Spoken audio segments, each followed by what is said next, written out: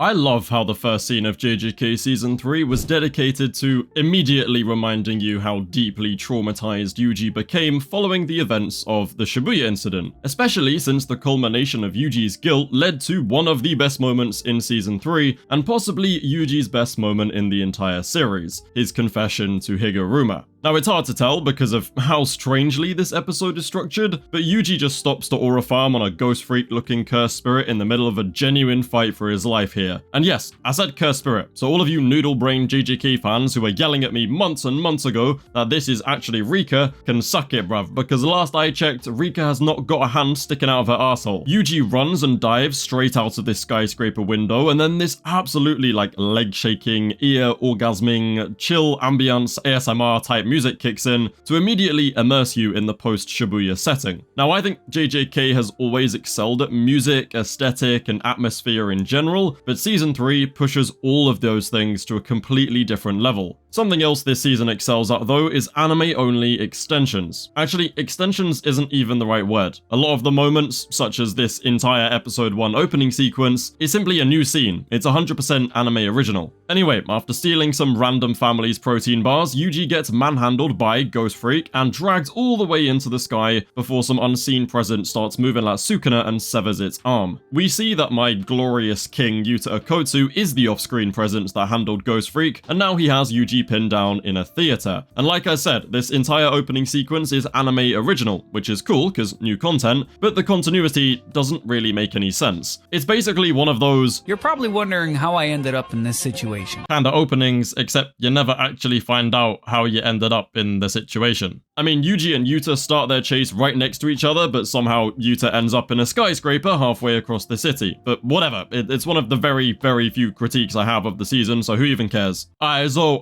genuinely bro, I hear Aizo in my dreams, even more so since watching that insane final episode. Anyway, Naoya Zenin. In the manga, he's cool, he's alright. Bit weird, definitely opinionated. But I forgot that Mappa are low-key goonas for men, bruv, because they made this man a completely different creature. Imagine your anime debut being some shit about "my cousin got hella boobies." Okay, I might be paraphrasing slightly, but that's the gist of it, right? They've even got a whole anime-only scene where Maki's mum ties Naoya's laces, which low-key got me thinking Mappa might just straight up hate women.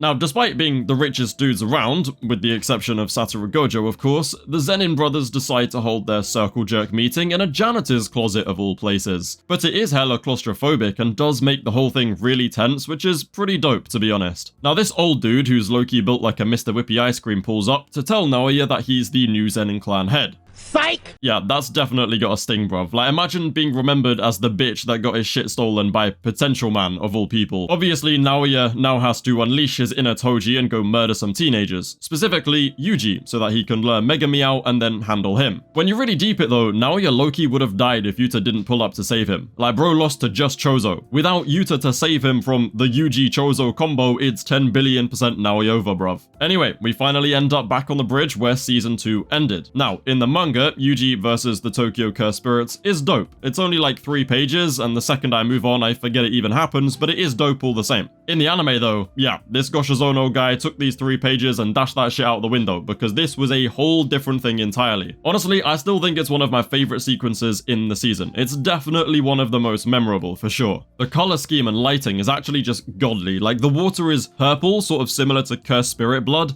and there's this cold, almost dreamlike aesthetic. Anyway, Yuji falls down in a ridiculously dynamic shot before being grabbed by what looks like the foreskin Cursed Spirit and dashed around the city in another breathtakingly well animated sequence. Yuji then lures the hordes of freakazoids into a tunnel, but it's a trap because they get obliterated by piercing cinema. While Choso yaps away about war gods and such, Naoya then hits us with an annoyingly cool entrance. Bruv, listen, it's cool, okay? He is a cool character. Mappa gave him that BBL, alright? I'm not a misogynist, I promise. Big up women and all that. But I'm not gonna sit here and blatantly lie. Naoya Zenin is cool as fuck. I mean, they got bro out here looking like he's playing Beat Saber on Choso's face. Imagine having the audacity to turn your back on your opponent and flick your hair mid-beatdown. Naoya's aura only goes downhill from here though, because what happens next really puts into perspective how delulu this dude is. Bro thinks he can stand with Toji and Gojo, but Yuta's aura alone is enough to put skid marks on his underwear and have him begging for his life. And speaking of Yuta, holy aura. Yuta's pink cursed energy overflowing the city intensity still makes my butthole clench, bruv. Imagine having aura so intense that people be mistaking you for literal god, because that's basically what Yuji did. Who knows why he was arching his back like that though, I'm not even gonna question it. Now Choso switched up on his whole war god thing real quick because he tells Yuji to run or he'll die, which is exactly what Yuji does. Runs, then dies. Or more accurately, Yuji runs, Yuta immediately catches up to him, but then Goshizono's internet cut out or something because we end up right back in the theater scene from the opening. And dude, the logic ain't logicking. How did they go from being next to each other to in two different skyscrapers hundreds of meters away from each other? And then also, how did they start running away from Choso and Naoya but then end up in a theater right next to where they started? It doesn't make any sense, bruv, but whatever, it is what it is. I'm gonna drop a truth bomb on you guys now though that a lot of you are not gonna want to hear, but the fight between Yuta and Yuji in the theater is actually a really accurate depiction of how this fight should go down. I know it looks stiff and slow and there's no insane Sakuga cuts or moons exploding, but this fight was never really like that because it isn't actually a fight. At this point, Yuta is leagues above Yuji. If he wanted Yuji properly dead, his head would be rolling on the floor before he could even try to dodge. Sendai Colony is now proof of that. But Yuta needs to land a clean hit to the heart so he can do his healing thing and revive Yuji, which is why I really like how this scene makes it look as if Yuta is having to match Yuji's pace. He's being delicate, you know, and it does look like it. I know you're gonna call me a delusional agenda-pushing glazer, but that's something a delusional agenda pusher would say, so fuck you. I was very upset that they removed the car scene though, I'm not gonna lie. Anyway, the visual representation of the difference between their cursed energy was mental, and I know it was always going to be mental, but seeing it actually, you know, on the screen was crazy. I mean, Yuta's aura is so hefty, they had to whip out the 3D model to show it, bruv. Also, W Todo cameo, I was not ready for that. Playtime is over for Yuta now though. Bosh, knee to the stomach. Yuta then reveals that he was secretly trained in the UK, so he slices Yuji's stomach wide open. Yuji fights back and snaps Yuta's katana, but it meant nothing, because Yuta simply dips out and leaves the rest to Rika. Bruv, the second Yuji felt Rika's aura, I knew he was dropping fat logs in his pants, bro. He already knew it was raps. Like, I mean, Rika had him in a bear hug so tight, he low-key forgot he was the main character, so all he could do was watch as Yuta slowly pushed the blade through his heart. Now, for some reason, Mappa decided seeing Sukuna's reaction to being murdered would be way more interesting from the back of his head than seeing his face. I mean, look at this man's genuinely shocked expression turn to delight in the manga when he discovers a sorcerer as exciting as Yuta Okkotsu. But nah, apparently we didn't need that. Anyway, time for peak fiction. Misogynist versus the HIV devil. Yeah, so Naoya was definitely not doing all that in the 3 pages of manga that this fight got, but nah, Mappa said screw the source material, bruv, we're gonna make him hit Choso with a damn JoJo's move. And you know what? I love it. Now, I wasn't the biggest fan of how loose some of the fights in Season 2 got, but for me, this was beautiful. Now, I'm no animation pro, I can't even try and explain why I feel this way, but even though Naoya was low-key turning into a crayon smudge on my screen, I just thought it looked dope. Like, the drawings felt strong even when things got loose. I don't know, it's really hard to explain. The lighting, the music, the lighting, the smooth-ass animation, aura, the lighting, the dope blue projection sorcery effect, Choso's blood, the lighting, and I guess the lighting too. Whatever. Choso then releases his fluids all over the tunnel, and so Naoya dashes away. Well, he tries dashing away. It's kinda embarrassing though, because how is he narrowly outrunning a wave of blood way slower than piercing blood, which is literally just Mark 1. Everything then gets incredibly wibbly wobbly. Like, I'm surprised my furniture didn't start floating or some shit during this scene, because it deadass looked like some freaky exorcism shit. I mean, now Bito was over here casually sideswiping a whole ass flood from Dagon, while his bum-ass son is just going high diff with a bucket of red paint. Generational fraud, bruv, I'm telling you. And let's not even talk about how Choso magically teleports to where Naoya is and absolutely fries him with a supernova. Naoya is honestly so lucky Yuta pulled up at this exact moment to save his ass. Bro pulled up like this a regular day at the office and had Choso shitting his pants from his aura alone. I'm pretty sure Yuta didn't even hit him here, bro. Choso just looked at him and collapsed spontaneously. Shall I heal you, Naoya? Oh, I know that felt good having your girl's #1 hater on his knees like that. Bro lost so much aura you'd think he'd been hit by Chapter 7 bankruptcy.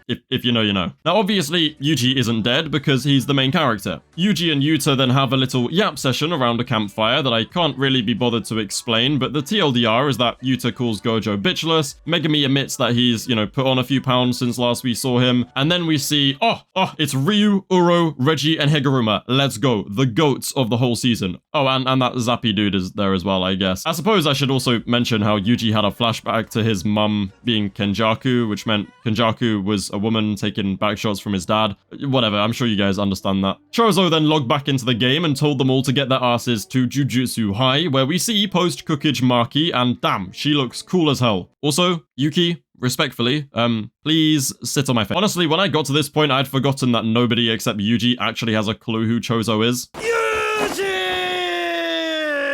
And it's even funnier when you watch this scene and realize nobody gives a fuck. Seriously though, like, why have we not cleaned up the mess that Toji made here 12 years ago, bro? How have we still got brains and blood on the floor? I mean, I get Tengen's got shit to do, but if you're not gonna hire a jujutsu janitor, then get off your lazy ass and just do it yourself, bro. It'll take 5 minutes. Look at her standing there like she done something cool. We know what you are. Anyway, that's episode 2, I guess.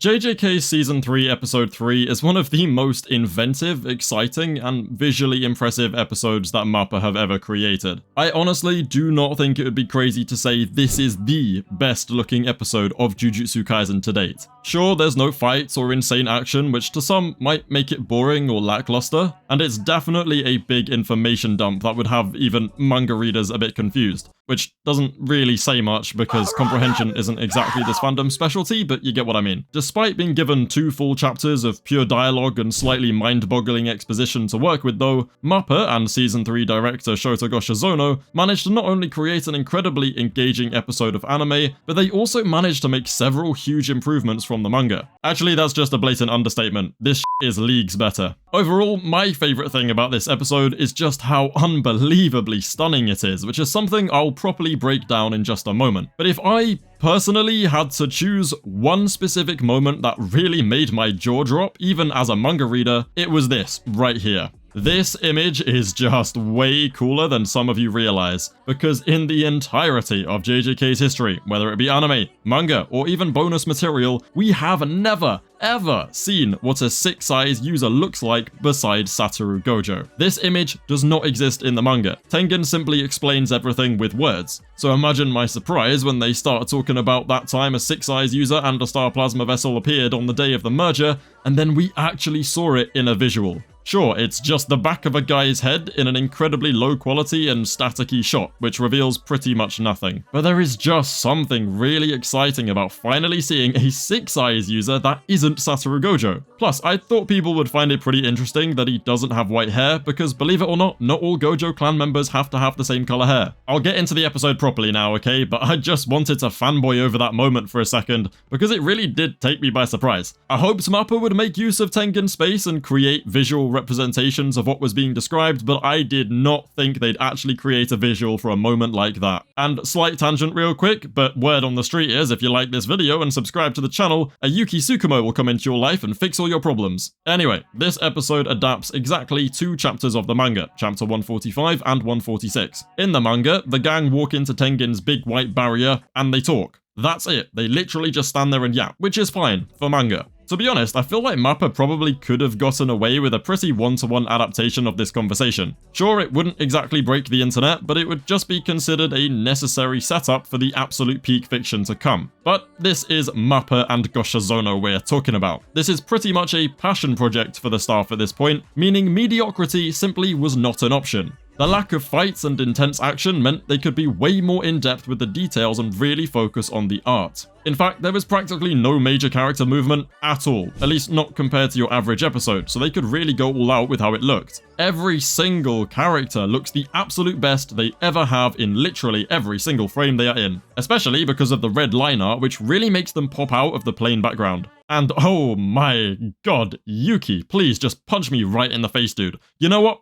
F it, Choso can have in on it too. Both. I want both of them. I love Yuta and Maki, but Yuki and Choso are such a goated power couple and they look so amazing together in this episode that it's making me so excited to see you know what. The whole thing is just super cinematic, but also super tense at times too. For example, once they enter the barrier, the entrance starts very slowly moving away from us. At first, it was such a slow panning movement that I wondered if it was actually happening, until Yuji turned around and noticed that the entrance was fading slowly out of view. Tengen then gets right to the point with their explanation of the culling game and Kenjaku's plan to use it as a means of collecting the cursed energy required to force the collective evolution of humanity by merging them all with Tengen, who he intends to acquire via curse spirit manipulation. Now, reading all of these nitty-gritty and slightly plot-convenient details of Kenjaku's evil plan for the first time can just feel like you've been hit with an unlimited void. That shit would overwhelm anyone. But Mappa made it way more viewer-friendly by actually utilizing Tengen's barrier and creating this really cool holographic projector effect, so that both the characters and the audience have a visual roadmap of how all the key events in JJK link together and what they all mean for the future.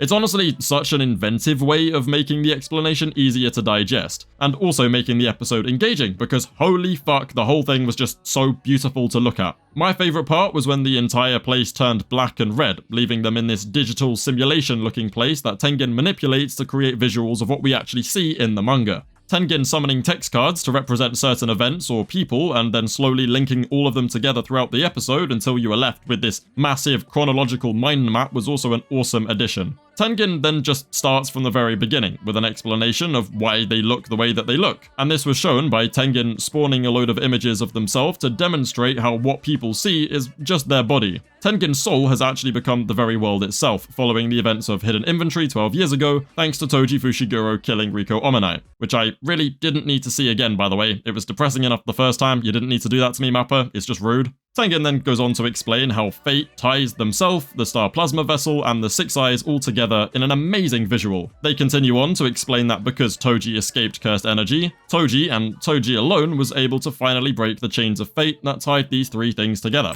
And of course, we got another visual just showing the goat himself, because Gege loves any opportunity to make Toji relevant in the story. This image of Toji and the image of Geto which follows immediately after are actually just direct one-to-one adaptations of the manga panels though. The only difference is that in the manga, they weren't shown as physical holographic images. Pretty much every other visual we see, besides the bird's eye view of Japan and the two cursed tools, is an anime-only edition though. So Tengen's shadow clones, the older Six Eyes user, the actual Six Eyes, the text cards, and the big panels that state each culling game rule are completely anime-only editions, visible to both the audience and the characters, which again, I think is just such an inventive and aesthetically pleasing way of using Tengen's barrier. And it's in this next bit that Tengen changes their desktop wallpaper to the red and black theme and explains how fate ties themselves, the star plasma vessel, and Six Eyes all together with that visual. It's great. Yeah, I'm not going to explain every single detail because I would just end up repeating myself about how incredible the art looks and how cool the whole holographic projection thing is, but I do want to touch on the part where the gang recap their goals for the season. Long story very short, there are basically just three main goals that the group has.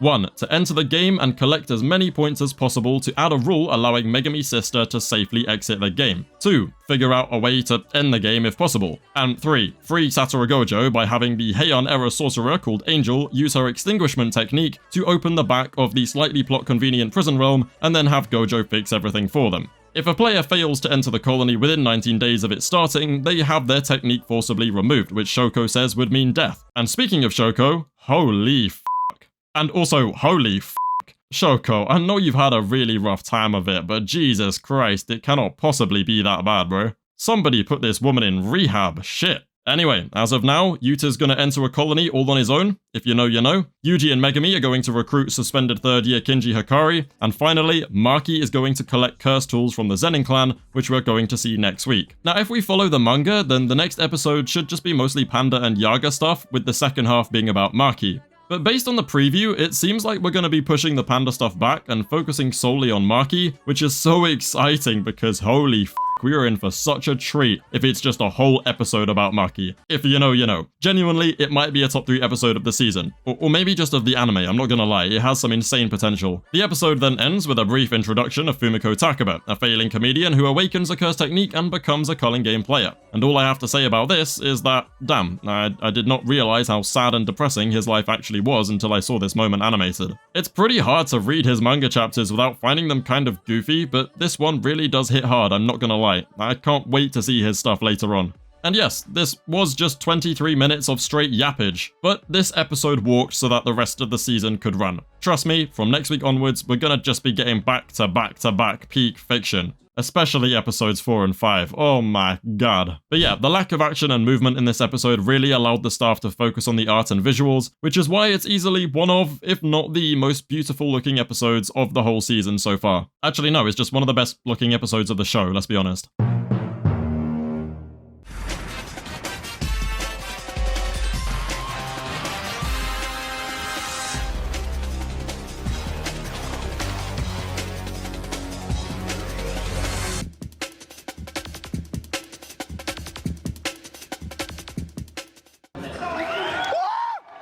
What? 2 seconds later. That episode was objectively mid.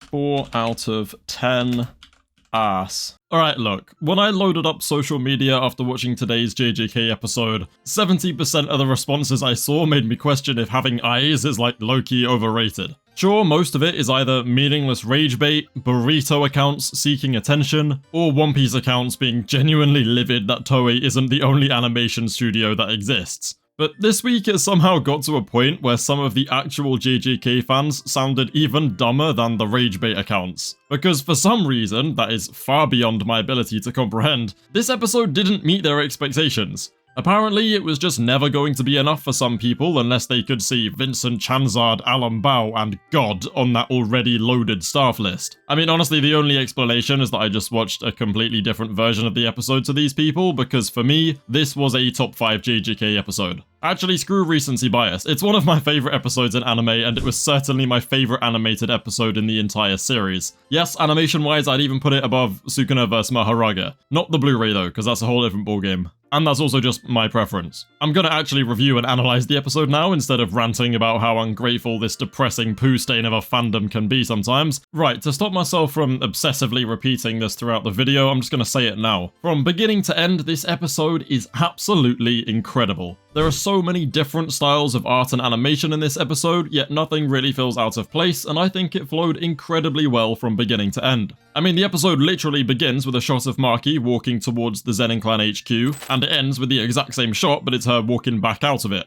I feel like this detail, and a load of other things, make the episode feel more complete, because even though it has an extended runtime of 28 minutes, fitting in around 4.5 chapters worth of manga into a single episode could have easily made it feel rushed or disjointed. Especially because there's such a sudden shift from the slow and emotional pace to the pure hype moments and aura. The other thing I wanted to quickly address early on is that even though I agree they did sometimes miss the mark, I respect the Mappa staff immensely for having the balls to get truly creative when adapting the source material, instead of playing it safe and trying to make it a one-to-one. So, with Megumi's permission, or the head of the Zenin clan, Maki pulls up to basically just raid the Zenin storehouse of cursed tools. Somehow, after being embarrassed by Choso and Yuta, Naoya still has the balls to belittle Maki, and we even get this really dope shot where we actually pan from the present Naoya to the flashback of him bullying child Maki as if they were happening at the same time, kind of. I feel like this is a good example of Mappa's inventiveness actually succeeding. It's minor but very effective.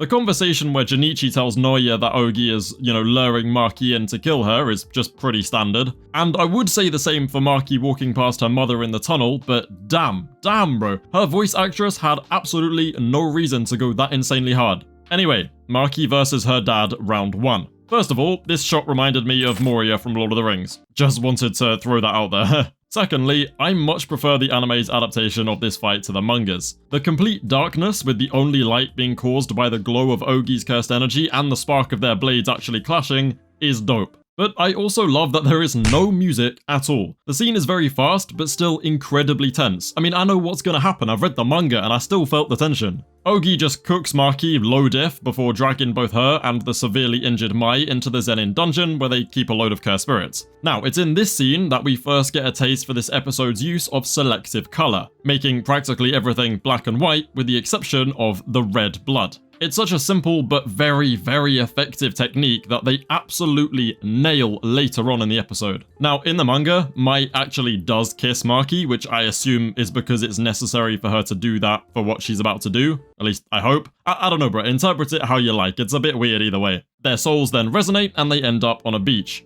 Just like in the manga, they both wake up here without any shoes on, because Gege has a very suspicious habit of taking characters' shoes off for literally no reason. In all seriousness though, this scene was adapted every bit as good as I had hoped. It didn't feel too rushed, the voice actors nailed the dialogue, and the music low-key had me tearing up. Oh my days, it was peak. And dear god, Marina Inue's execution of the destroy everything line gave me actual chills. Even just the subtle switch from Maki, emotionally chasing after Mai and begging for her to wake up, to the stoic and borderline emotionless looking monster that she becomes is so well done. The character acting and animation in these moments has been so good in season 3 so far, and I really do hope it keeps up because there are so many more dialogue focused emotional moments to come. Also, for any anime-onlys that are confused about what happened in this scene, allow me to explain. Normal humans in JJK have a small amount of cursed energy. However, Toji had absolutely zero, which is what made him so stupidly strong and able to actually perceive curses with his eyes. Just like Toji, Maki has literally zero cursed energy for herself. But because Jujutsu actually considers identical twins to be the same entity, her heavenly restriction has been massively held back because Mai still has cursed energy, and Mai also lacked the will to get stronger. Mai's existence has literally held back Maki's full potential, which is tragic, but true. So when Mai dies, she takes all of that cursed energy with her, leading Maki to awaken her full strength. By giving her life in a binding vow to massively increase her output, Mai uses her construction technique to create the weapon in Maki's hand, which we're gonna learn more about later, so I won't get into that now. She basically becomes the blade in a way though. That's pretty much the gist of it, yeah.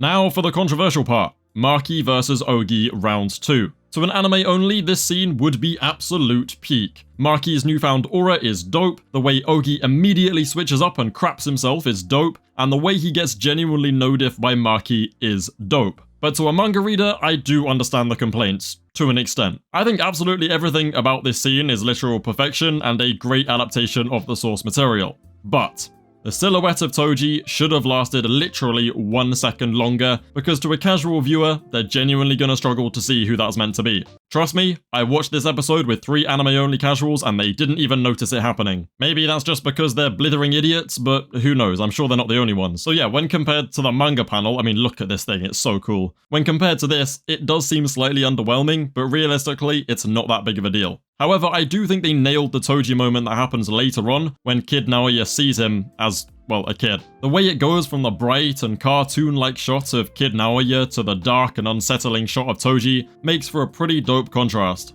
Now then, this is where the fun begins. The rest of the episode is really very simple. Maki locks in, channels her inner Toji, and literally annihilates her entire family. The anime absolutely clears the already goated manga adaptation of this event though, because in the manga, the fights are entertaining, but much shorter and on a much smaller scale, which does mean that I feel it slightly fumbles when it comes to driving home the point that she just wiped out one of the 3 most powerful and dangerous Jujutsu clans alive, with minimal difficulty at that, while being heavily injured. To be fair, Gege was sick when he was working on this fight in the manga, so it does make sense. But oh my days, the anime doesn't just fix the issue, but it low-key borders on overkill. You're telling me this Junichi guy is doing all that as a grade 1 sorcerer, because he is definitely not doing all that in the manga. He gets like 1 page. Look at this dude pull a Deku on the whole estate, and then compare him to Nanami. I'm sorry, but these Zenin grade 1s are not like the rest, because oh my days, this is some next level stuff. So yeah, when it comes to making the Zenin clan look like they deserve the title of a top 3 clan, Mappa absolutely smashed it. In fact, the only thing they portrayed better than this was how insanely far above the rest of the Jujutsu world Maki has actually risen. You know, because she kills them all. Anyway, before the strong dudes arrive, Maki needs to warm up by slaughtering all of the Zenin NPCs, which is my favourite scene of the entire season so far and one of my favourite scenes in all of JJK. Not only does it have some incredible choreography, as well as that same beautiful selective colouring, but it's also a direct reference to Kill Bill. Apparently. I wouldn't know, I've never seen it. Not only is she built like a brick shithouse, but her completely stoic, nonchalant demeanour makes Maki's motions look so effortless and it's just so cool. I especially like this cut of her standing dead still, just casually swatting away the NPCs, because it felt like a homage to, Toji doing this to Megumi in Season 2. Oh, when she hit the knee slide, I fucking screamed. And when she started ice skating on their blood before 1-inch punching this random dude, I was having a straight up aneurysm from just too much peak. Like I said, her fight against the Hei was so dope and way more impactful than the manga, with even Ranter's eye technique being made to seem way more busted than it was in the source material. And look, I'm a sucker for the Yutaka Nakamura style orange and red heat effect to show a really hard-hitting move, so this entire brightly colored sequence when Ranter and Junichi do their duo attack was just so cool to me. Like, it's so dope. Also, yes, this is definitely a Full Metal Alchemist reference. As expected though, Maki cleans these falls up with very little difficulty, and it's at this point that the episode reaches its pinnacle. Naoya Zenin versus Awakened Maki. Wow. If you can't tell already, Naoya was massively holding back against Choso, because this dude is an absolute menace when he actually reaches full speed. Like I said before, I'm a sucker for Yutaka Nakamura's animation style. Grass is green, I know. And in the manga, Gege even drew this fight as a homage to the iconic Utapan Cube animation style that Yutaka Nakamura has. So when I saw names like Kohei Hirota on the staff list, I was certain this fight was in good hands, and oh my days, it did not disappoint. Maki basically just acts as a punching bag for the entire thing while she gradually adjusts to Naoya's 24 FPS rhythm. The depiction of Naoya's insane speed with his blue projections, the insane destruction caused to the environment, and the impacts of every blow is executed to perfection in this sequence. I don't even have that much to say about it, to be honest, beyond absolute cinema. The cherry on top, and my favourite part of this fight though, was the way Maki's first and final punch on Naoya was done. The scene actually freezes, and we get a few different 360-degree shots of her throwing the punch right as Naoya is running into it, and oh my days, the art and compositing here is just next level. I'm also a very big fan of the freeze frame shots of Maki actually landing the punch. I can definitely see why it wouldn't be everyone's cup of tea, but like I said in the beginning, I enjoy seeing ballsy creativity, and this moment really worked for me. Especially the shot of Naoya's skull turning to dust. Oh. The episode rounds off with Maki cutting down her own mother in an unexpectedly well-executed scene, in which Maki is exceptionally calm. And oh my days bro, like Naoya's comment to Maki's mum in episode 1 of season 3 about how women who don't walk 3 steps behind men should be stabbed in the back and left to die, aged absolutely horrifically, because Maki's mum finds the strength to literally stab Naoya in the back and leave him to die. This bum then arrives to cry over Mai's body, and we're told that over the next few days, Maki hunted down the rest of the clan that weren't present that day. And then the episode ends exactly how it begins. God knows how they were even allowed to get away with assembling the Avengers of animation, and even releasing a 28-minute cut for this episode, but I guess JJK just gets special treatment. Overall, it was truly peak and is comfortably in my top 5 favourite JJK episodes at the moment. If it genuinely wasn't your cup of tea, then that's fine, but at least give the animators credit where due. They definitely poured all of their heart and soul into making this, and it paid off because it just looked like absolute cinema. I'll never forget it. He's super tall, bro, and like it's super intimidating when he has so many bodyguards around. Who the f is that guy?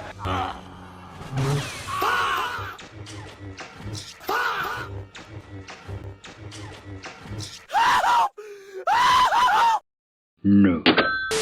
Last week was Maki's time to shine. She was up in there being a complete goat for 28 minutes straight, and it was peak cinema. But for episode 5 this week, we had a little cooldown. Things are a bit slower and, you know, a little bit less massacre-y. Just like with the Tengen episode though, it is still goso cinema. The environments, the character acting, the unnecessarily incredible and dynamic direction of simple moments, the color palettes, and I think you get the point, it's incredible. Oh, and I nearly forgot to mention, this episode is low-key making JJK history right now because it finally shows us the GOAT. Kusakabe, okay, I'm kidding, alright? It finally shows us the restless gambler himself in the flesh. Kinji Hikari, a suspended third year who was teased by Gojo all the way back in season 1 as being a sorcerer in the same league as Yuta Okotsu, who will one day grow to be on par with Gojo himself. I don't know what Gojo was smoking that made him say that, but whatever, that's not important. I mean, you can tell Goshizono knows how much hype there is around this dude simply by the fact that he was teasing that face reveal for the whole episode. I'm talking straight up edging. Like, Yuji, just move your elbow, bro. I want to see his face. Why are we doing all that? Just let me see him. Oh, okay. Definitely not the most badass angle, but cook, I guess, yeah?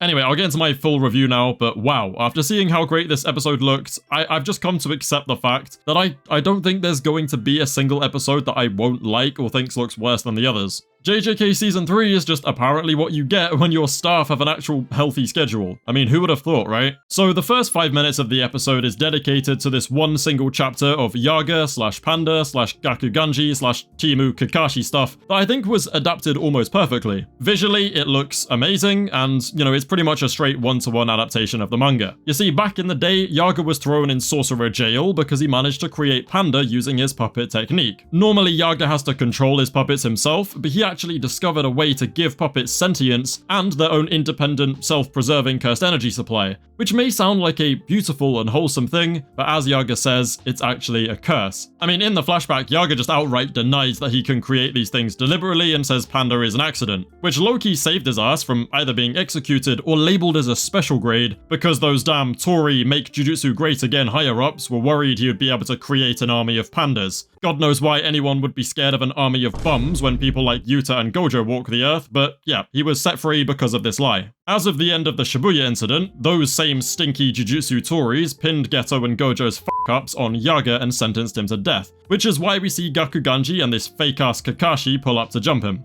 Now, low-key, I do wish we actually saw this fight on screen, because seeing more interactions and infighting between multiple experienced Grade 1 sorcerers would have been completely dope. But this is how the manga is, so I'm not gonna blame the anime for it. One thing I was very upset about, though, is that in the manga, Gakuganji is, like, really roughed up. But in the anime, his shiny bald head did not get a scratch on it. Like, can we put some respect on my goat Yaga's name, please? I know bro put up a hell of a fight. Now, the context to Yaga's secret was executed really well in the anime, and I love the visual that they did for Panda's 3 souls moving around. Long story short, the absolute GOAT, Kusakabe, aka the strongest sorcerer available, actually has a sister who lost her son, Takeru, and became, well, I mean, look at her. She clearly became pretty f***ing depressed over it, and so is Kusakabe. For good reason, I mean, it's her kid. So Kusakabe turned to Yaga for help. Yaga copied the information of her son's soul and placed it in a cursed corpse similar to Panda, and basically let him live out the rest of his life happily in a forest that's protected by Tengen. Yeah, it's all very sad, and you know, it's like literally never brought up again in the whole story, but still, I like it. Anyway, much to Gakuganji's surprise, when Yaga's on death's door, he actually spills the secret behind creating things like Panda, and says the knowledge is a curse. Now, at this point, Gakuganji's entire thing is about being, you know, a mega right-winged Jujutsu Tori who just follows orders and sucks off his bosses to no end. I mean, hell, he killed his colleague in cold blood because that's what he was told to do. The man has no agency. But Yaga revealing this cursed knowledge right at his death seemed to lead Gakuganji to realize what he was actually doing, which comes back around in a very nice way later on in the story. Panda then pulls up and mourns the death of his father, because remember guys, even pandas cry. Who gives a shit? To be honest, my only complaint about this whole scene is that I think I would have preferred to have some kind of sad music over this scene, rather than like, you know, dead silence. But other than that, it is adapted to perfection as an exact one-to-one, and it is low-key peak. Anyway, on a slightly happier note, Yuji and Megumi pull up to Hikari's illegal fight club that he runs as a bookie. I mean, dude, just look at this scene of Yuji moving under the camera with the barrier moving up past the screen. Goso direction actually just needs to be properly studied, because even in these tiny insignificant moments, they be doing the most to make it engaging, and basically just as difficult for them as possible. And other than the fact that they made my goat low-key look like a can of fucking Fanta, this entire part of the episode really does put into perspective how great Season 3 looks compared to both 1 and 2, at least in my opinion. Even just the road they are walking down is like some really Chainsaw Man Season 1 level stuff. The character acting, the constant change in color palette, and even the mix of 2D and 3D environments make this, you know, conversation, which should just be boring, pretty engaging and interesting to watch. At least if you have the eye for that kind of stuff, it is. I don't know, my anime-only friends, when they watch this, you know, they're kind of brain dead, so they couldn't tell the difference between this kind of stuff and One Punch Man Season 3, but whatever. Long story short, Yuji will enter the fight club and, well, fight. Meanwhile, Megumi will do recon inside the spectator's shadows. Oh my god, that looks so dope. Hell yeah. Man, screw the Shikigami. This use of the 10 shadows is so much cooler. I need more. Now, Hikari is basically just sus of everybody and doesn't want any contact with Jujutsu High for fear of being spied on, which kind of works in their favor since Megumi and Yuji are first years that Hikari has never seen before, unlike Panda, who was a second year and happens to be Yuji's first opponent. Yeah, this moment here where Yuji like smiles after seeing Panda as his opponent, low-key just reminds me of that one scene from Thor Ragnarok. Yes! He's a friend from work. They put on an incredible fake fight that had absolutely no reason to be as unbelievably well animated as it was, especially since the manga is like 2 panels, and then Hikari just sits there and watches it from the monitor room and oh my god bro, he is like fully clamped onto that shit, god damn. Even Gojo's Blue could not pull his hand off that. Oh my days Hikari, you absolute menace. Bro dropped out of school to grab ass, eat shitty snacks, drink booze, and rig illegal death matches. How can you not immediately love this guy? Also, wow, Hikari looks like absolutely incredible in the anime. Zoro's Japanese voice actor too, by the way. Like, is that not crazy? I think that's crazy. Now, obviously, Hikari is immediately impressed with Yuji, since he knows Panda is a beast compared to your average Joe, and he also likes how Yuji is deliberately putting on an interesting fight for the spectators. So he calls him up to his office later on to give him a job offer in basically just scripted matches in exchange for big monies. And it low-key makes me wish that we actually got an alternate timeline where Yuji does that, because it kind of sounds dope. Yuji just keeps on winning, and what is he doing, bro? That stuff is not in the manga. Bro just beat up a pedestrian dressed as the fucking Lorax, and now he's out here emoting on their asses. But bro was even like lightly knocking on the 4th wall there when he came up to the camera. Anyway, later on, Megumi and Panda have a little catch-up session outside to discuss strategy. They basically just want to take control of the roof around the monitor room once Yuji is escorted inside, which means they're gonna have to find a way around Kurara's technique, which seems to work in a similar way to Gojo's, in that no matter how hard he tries, Panda cannot actually get any closer to the room. Megumi also then says, Kurara was a guy, right? To which Panda responds, yes, a guy. Listen, yeah, I don't want to get too political on here, because I know I'm not going to change anybody's mind by saying anything. Kurara's exact gender identity is just not confirmed in any way, and I do think it's supposed to be somewhat open to interpretation, but she is strongly suggested to be trans, I think. At least that's my interpretation, is that she's probably just a trans woman. Actually, Kurara's a dude, so I think you meant to say he. Shut up, bruv. What are you, like 12 or something? Get off your mum's phone and go play frisbee in the park. I don't know. I mean, first of all, Panda is like, he's a panda. He's a panda. You're a panda. He doesn't have a concept of human gender identity, you know, because he's a panda. I mean, hell, in this very episode, we see that a big part of Panda is that he is not a human and his mind doesn't work the way humans do. So judging Kurara's entire gender identity of something a literal panda says is silly, bruv. My interpretation, you know, is that Kurara identifies as a woman, so I'm gonna treat her as such, but what do I know? Like, you have absolutely no obligation to agree with my take. This is just what I think. I'm not trying to convince anyone of anything. Everyone is free to think what they like. Just please don't go and start demanding that everyone else share your exact interpretation, because that's just unproductive and only causes conflict. Especially since I do believe it is left kind of, you know, open to interpretation, because Gege wants it that way. But yeah, do your worst comments. I'm fully prepared. Like, do your worst, go ahead. Anyway, Kurara shows Yuji into Hikari's monitor room for their meeting and then leaves them to it. I wonder what that suspicious looking crux symbol means, huh? Anyway, the entire Hikari and Yuji conversation then plays out all at once in one shot from this side-on angle, which is very different to the manga, but I really like it. The manga shows this conversation happening in real time, where we cut back and forth between this and the events of the next episode, which are happening outside of the monitor room as they speak. I actually really like that they condensed it into one scene, and even that they kept it as one static angle, because that, combined with the dim lighting emitted from the TVs, makes the scene so much more tense. The manga has a lot of different angles that I do wish we could have seen, like Hikari drinking and then firmly placing his glass down in response to Yuji's panicked face, but I think I like the suspenseful interpretation just as much, if not more. Especially since it allowed the animators to really go overboard with the character acting, which made it all feel supernatural. I mean, sure, Yuji being called out on not knowing Satoru Gojo was much less comedic than the manga made it seem, but I think it was worth it for the tension. Even just the way Hikari like nonchalantly threw the glass at Yuji, who was already backing up because he knew he messed up, felt so natural, and oh my god, I love the way Hikari does the doors as well, it was great. Again, it does seem a lot more like dramatic and in your face in the manga, but I think I prefer this tense version, to be honest. And god, bro, Hikari looks so good, dude. I felt like Gege always kind of drew Hikari as this slightly, you know, stubby dude, but wow, he just looks incredible in the anime. Like, look at the character and clothing animation when he swings for Yuji in this scene. It's so effortless and natural. In fact, the character animation being this good in these scenes, as well as certain ambiguous hints from staff members online, has led a lot of people to believe that these scenes are rotoscoped, which I think could definitely be true, and I don't see the problem with that in the slightest, whatever looks best, innit? Like, whatever works. There's no confirmation of this though, not yet anyway, so, you know, take everything with a pinch of salt. The episode then comes to a halt right as Yuji is backing up from Hikari, meaning that next time we're gonna be seeing what was going on outside that door. I cannot wait. Again, this episode was Goso cinema, and it was amazing seeing Hikari in the flesh after so long. In this week's episode of Jujutsu Kaisen, Panda launches a bunny rabbit, Megumi flexes his abs, Kirara commits several animal safety violations, and Hikari gets jump scared by a child.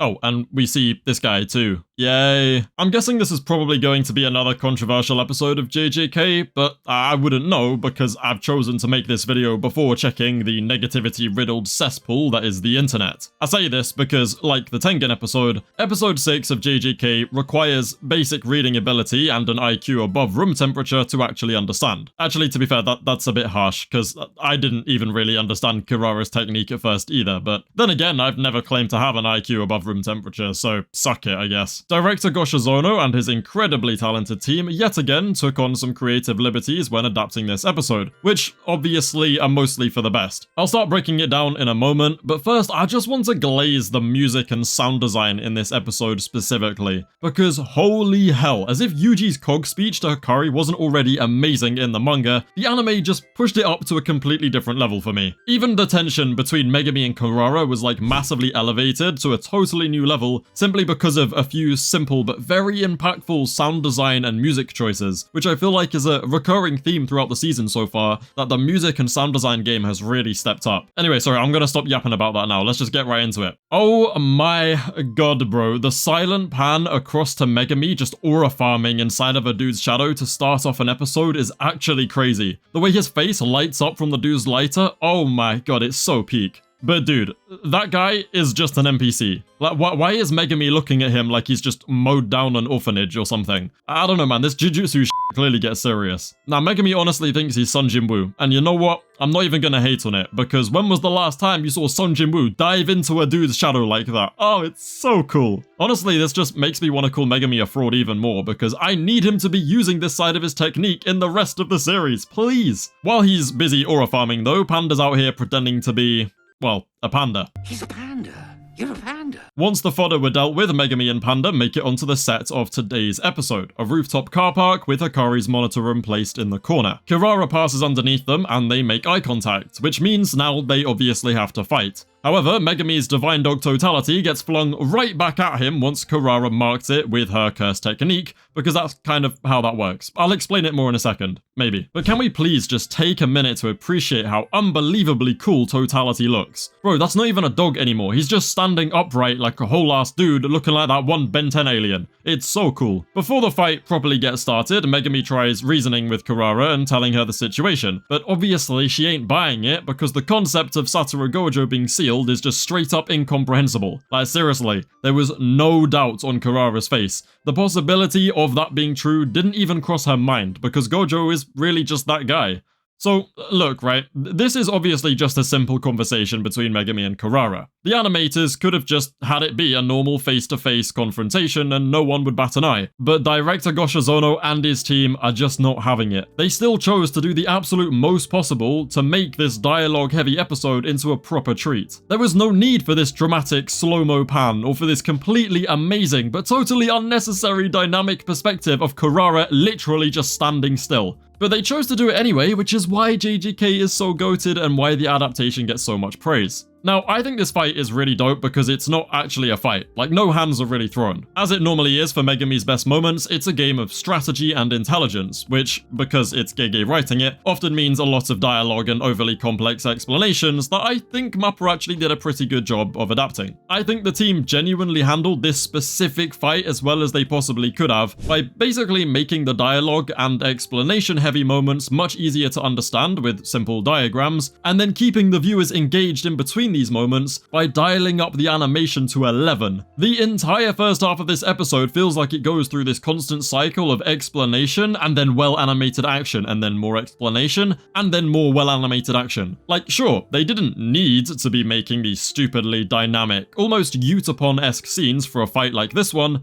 but doing so is a really great way of keeping your attention because of how dialogue heavy the rest of it can get. Okay, maybe I haven't really explained this in the best possible way, but I can summarize by saying saying the episode was structured and storyboarded really well so that we didn't get bored. That's basically the gist of it. We might have been confused with the information, sure, but not bored. At least I definitely wasn't. Anyway, Megumi tests out his hypothesis by using his rabbits and seeing what they can reach. He then comes to the conclusion that Kurara marks cursed energy with a star from a specific constellation, and then later on in the episode he works out that in order to reach a location marked with a star, you need to first go past all of the other stars in the correct order. That's the bare bones basics of it, but don't ask me more than that because it just breaks my brain every time I put too much thought into it. I don't know, like, go watch the episode. I'm not here to break down how the technique works. I want to glaze the animation. Now, from the moment this fight began in the anime, the OST just started absolutely cooking. Like, so far in season 3, the music has definitely been very bold. It's very brave choices, but I'm really appreciating it so far. It is working. And God, I love the tension built by that synthetic vroom sound when Megumi tests Kurara's reaction to saying her technique resembles the Southern Cross. That this was definitely a highlight for me. That little vroom was just, it added such a nice little element that I didn't think that scene even really needed. Directly after this scene, we also get a really wholesome anime-only visual of Megumi's sister Sumaki showing Megumi the Southern Cross when they were kids. And honestly, watching that one little, it's genuinely like a second long, but watching that one little scene made me like feel really strange because it looked so far removed from JJK. I hope they do more stuff like this because even Gege himself has acknowledged the slight lack of substance from Sumaki and Megumi's relationship.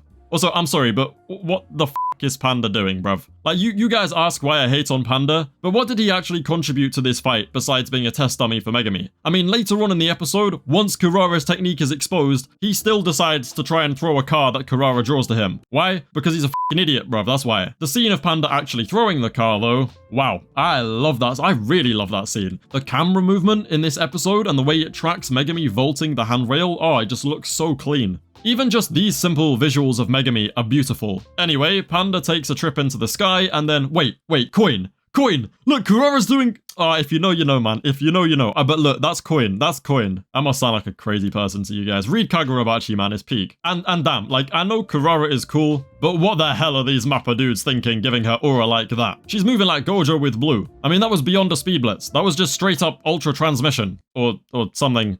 I don't know, man. I've never watched Dragon Ball, innit? Kurara then does some Magneto-type shenanigans on the car to try and straight up murder Megumi, but the divine dog that has been lying in wait behind the wall is then launched towards Megumi with Kurara standing directly in the way, exactly as he planned. Megumi dies out of the car, subdues Kurara who cancelled her technique, and then the car explodes for hype moments and aura reasons. Enough of all that though, let's talk about the main event. Let's talk about Kinji, Hikari, and Yuji Itadori. Bosh! Car blows up, Kurara finally agrees to help, and Yuji gets his shit absolutely rocked by this wife-beater-wearing behemoth of a man. I always thought Gege draws Hikari in a way that makes him look kind of small and stubby, but god damn, the anime makes this dude look like an absolute monster. Something else I really like compared to the manga as Hikari just wails on Yuji here, is that Hikari's face is way more expressive than in the manga. He seems way more, way more passionate, I guess. And the music and the lighting in this scene are just, they're so peak. Like, they create such a tense and emotional atmosphere, especially the music later on when we see Yuji get back up to give his Kog speech.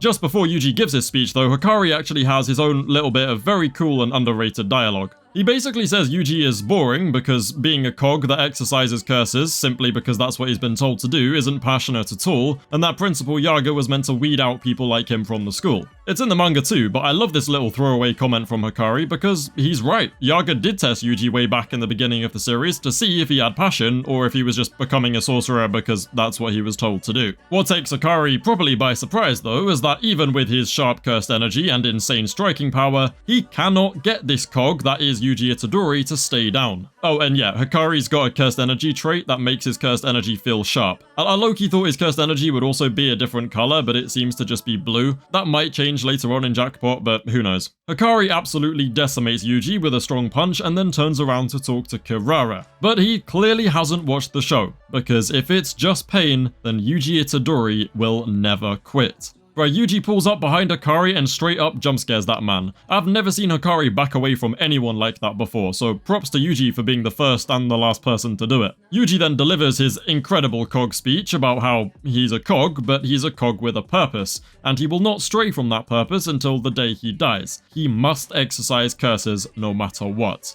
I don't know if any of you guys are reading JJK Modulo, but wow, this hits like 10 times harder now. Damn. His voice actor smashed it, and I love how deadpan Yuji's expression and voice are here. Like, there's no actual emotion behind it, he's just stating a fact. Kurara then chimes in to help Hikari realize that Yuji Itadori is actually a cog with passion. He is a cog with the fever, and for that reason, he's worth hearing out. The episode ends with Kugane pulling up to declare to Yuji Itadori specifically, who is already a player due to Sukuna, that another player has added a rule allowing for player information to be shared. And I've just said player way too much. This rule was added by none other than the mythical Edo-era farmer himself, Hajime Kashimo. The only downside of this episode is that for whatever reason, Goso decided to remove Kashimo's introduction panel where he's staring through some poor dude's donutted torso. Yeah, I really like that moment, but whatever. Instead, we just kind of see him in this weird crouching position under a bridge staring at the no-name droid that he seemingly just blasted. For anime onlys, I'm not going to speak about this guy too much, like, you're just going to have to wait and see. But for you manga readers, here's a cool little detail that you might have missed. You can actually see strands of gas or steam coming from the lake that he's sitting in, due to the, effect that his cursed energy trait has on the water, which is also probably what makes his star flare up as well. It's just another example of how much attention to detail Goso and his team are putting into this series, man. But yeah, banger episode and the final prep episode before we finally jump into the actual culling games. And trust me, if you thought it was good now, oh my god, you have not seen anything yet.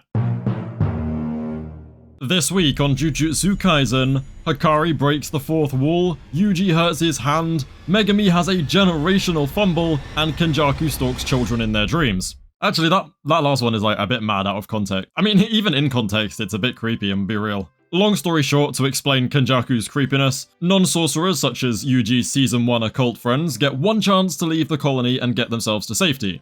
Kenjaku gives special thanks to this one person in particular for being his son's friend, which has always made people wonder, does Kenjaku actually, care for Yuji as a child? Does he have, real maternal instincts? Why has he gone out of his way to just thank this person for being Yuji's friend? I don't know, it's weird, it's interesting. As for how he invaded her dreams and leaded her out of the barrier in this weird world between worlds type of place, God knows, bro. Just don't think too hard about it, alright? Just accept it, bruv. Oh, wait though, what's that in the background? Wait, that looks sick. I hope we come back to that for whatever reason, later on, because that looks cool. Anyway, Aizo then blesses our ears again, and we cut back to Hikari and the gang who are having a little yap session again. 99% of this is just a one-to-one with the manga, as Hikari shows disbelief that Gojo was sealed, Panda tells everybody about Yaga's death, and then Hikari explains his desire to, well, long story short, again, he just wants to expand his Sorcerer Fight Club to all of Japan. The 1% of this that isn't faithful to the manga is the hilarious moment where Hikari just hears Megumi say that he's the head of the Zenin clan and can help him achieve his Fight Club goal, and then basically just straight up break the fourth wall into little pieces in this little fangirl freakout moment. Bro, I was dying when he turned on his heels and made that cutesy face that he pulled in the manga. It's so funny.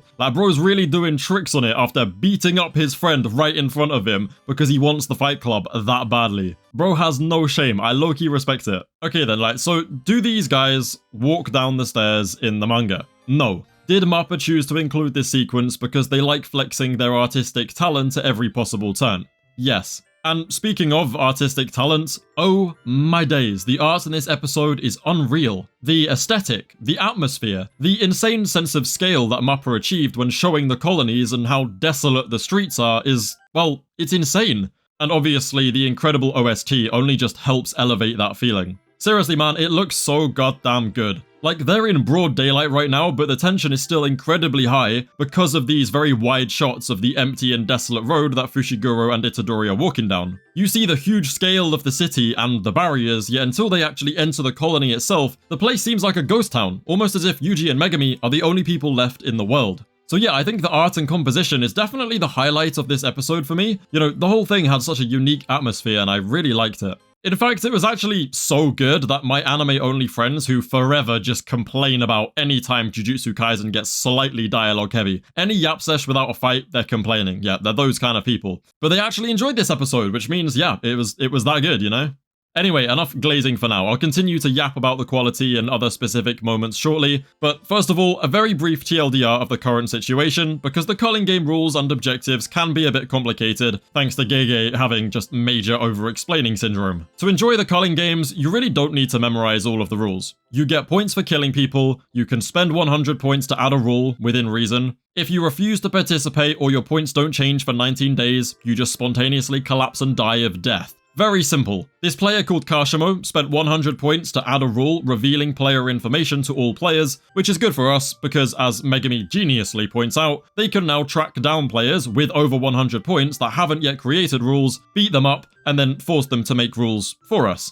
There are a few rules that they need to make, but the most important one right now is allowing players to transfer points between each other, because that way they don't have to kill anybody, and Megumi can at least then transfer Sumiki a couple points to reset her 19-day countdown to death. Simple, right? Like, it's simple. Load up the game, select Battle Royale, drop the battle bus, hunt down the top ranked players, Victory Royale. Easy. The culling game is literally as simple as Apex Legends or Fortnite, bruv. Like, at least for now it is. We can worry about the complex stuff much later on. So yeah, the player that Megumi and Yuji actually choose to hunt down is called Higuruma Hiromi. He has 100 points and he has not yet created a rule, so he is the perfect candidate. Yuji and Megumi will track him down, and Hikari decides that he will go and face Kashimo, since that guy seems to be way too strong for Yuji or Megumi to currently deal with. Yeah, that is low-key Hikari aura, not gonna lie. The scene of them actually entering the barrier is really damn cool though, especially the part where Megumi knocks on the barrier and it makes like this really nice metallic echoey sound, which I feel like reinforces, you know, just how solid and impenetrable these barriers actually are. I feel like sometimes they look a bit, you know, kind of just there, but this really reinforces how strong these things are. They are a barrier. The transition from Yuji walking into the barrier to him falling straight down was really well done, but damn, like, imagine you were just a fodder sorcerer that had no way of surviving like a fall from this height.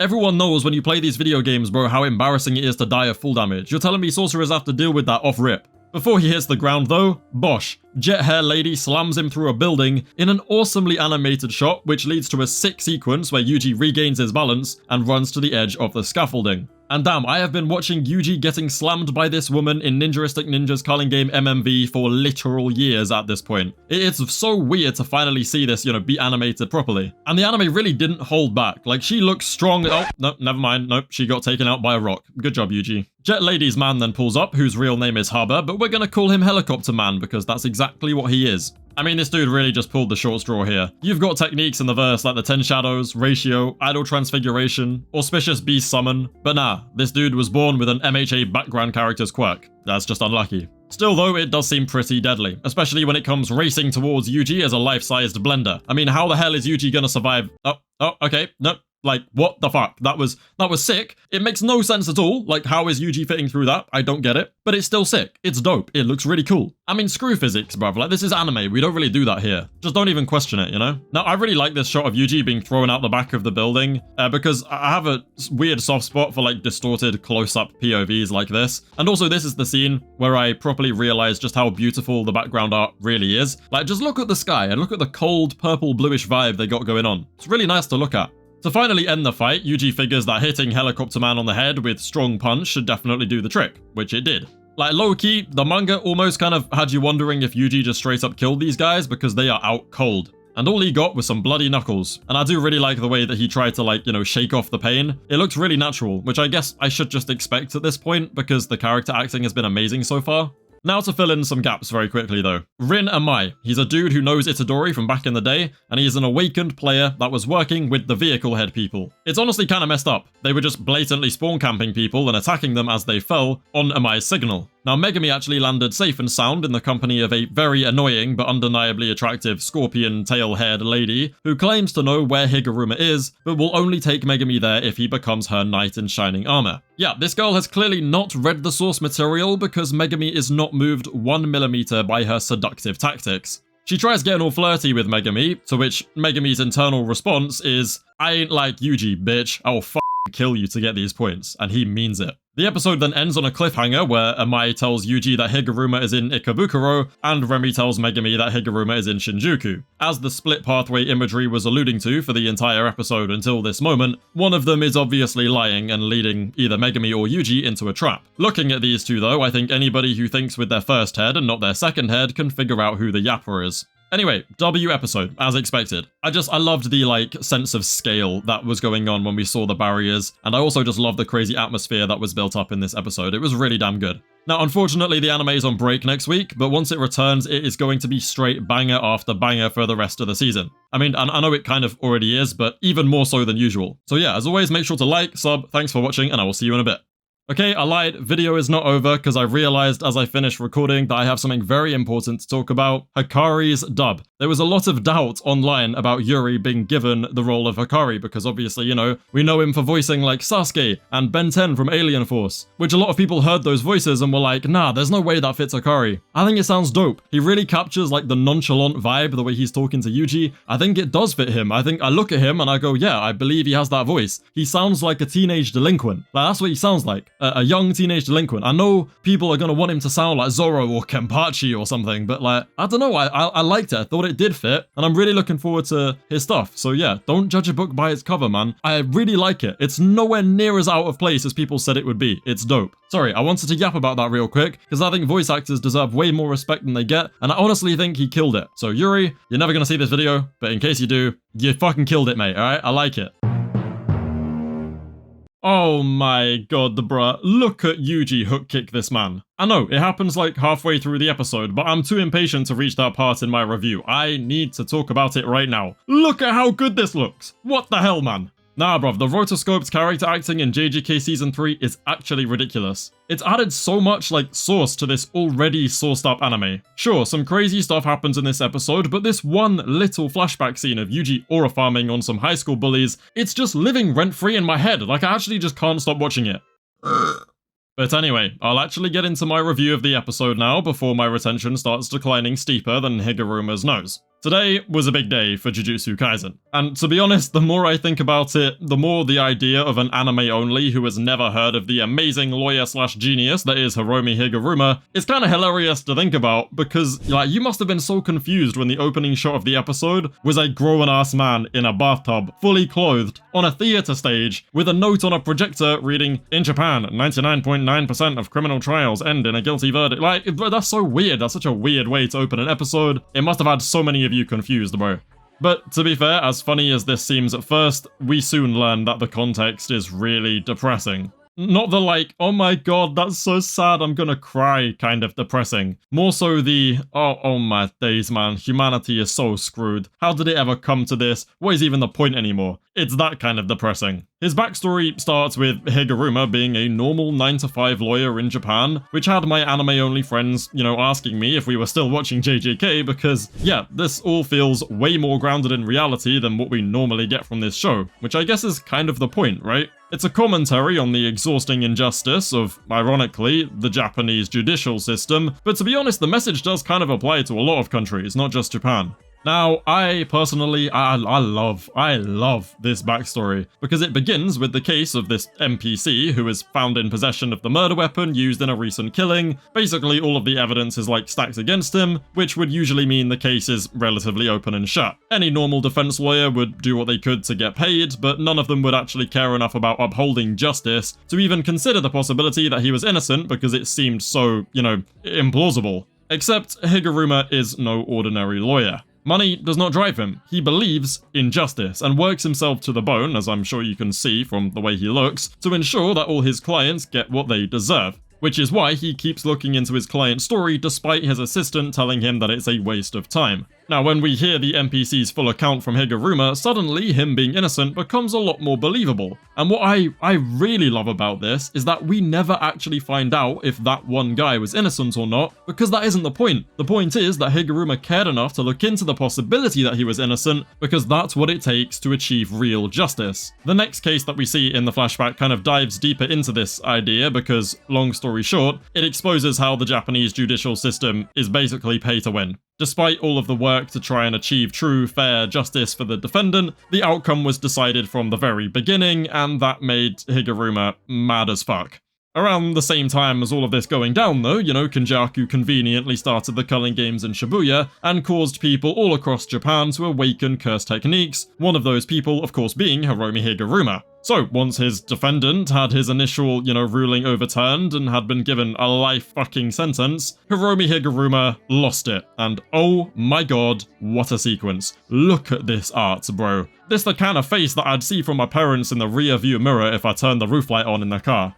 You get me? You get me. And then we just hear him start banging a gavel on the desk, which was such a dope way to build, anticipation and tension for the reveal of his Judgment Shikigami, which is somehow even creepier in the anime than in the manga. Especially later on when we see how it kind of emerges from the tub that Higuruma's in, its face pops out of the water. Oh, that's so cool.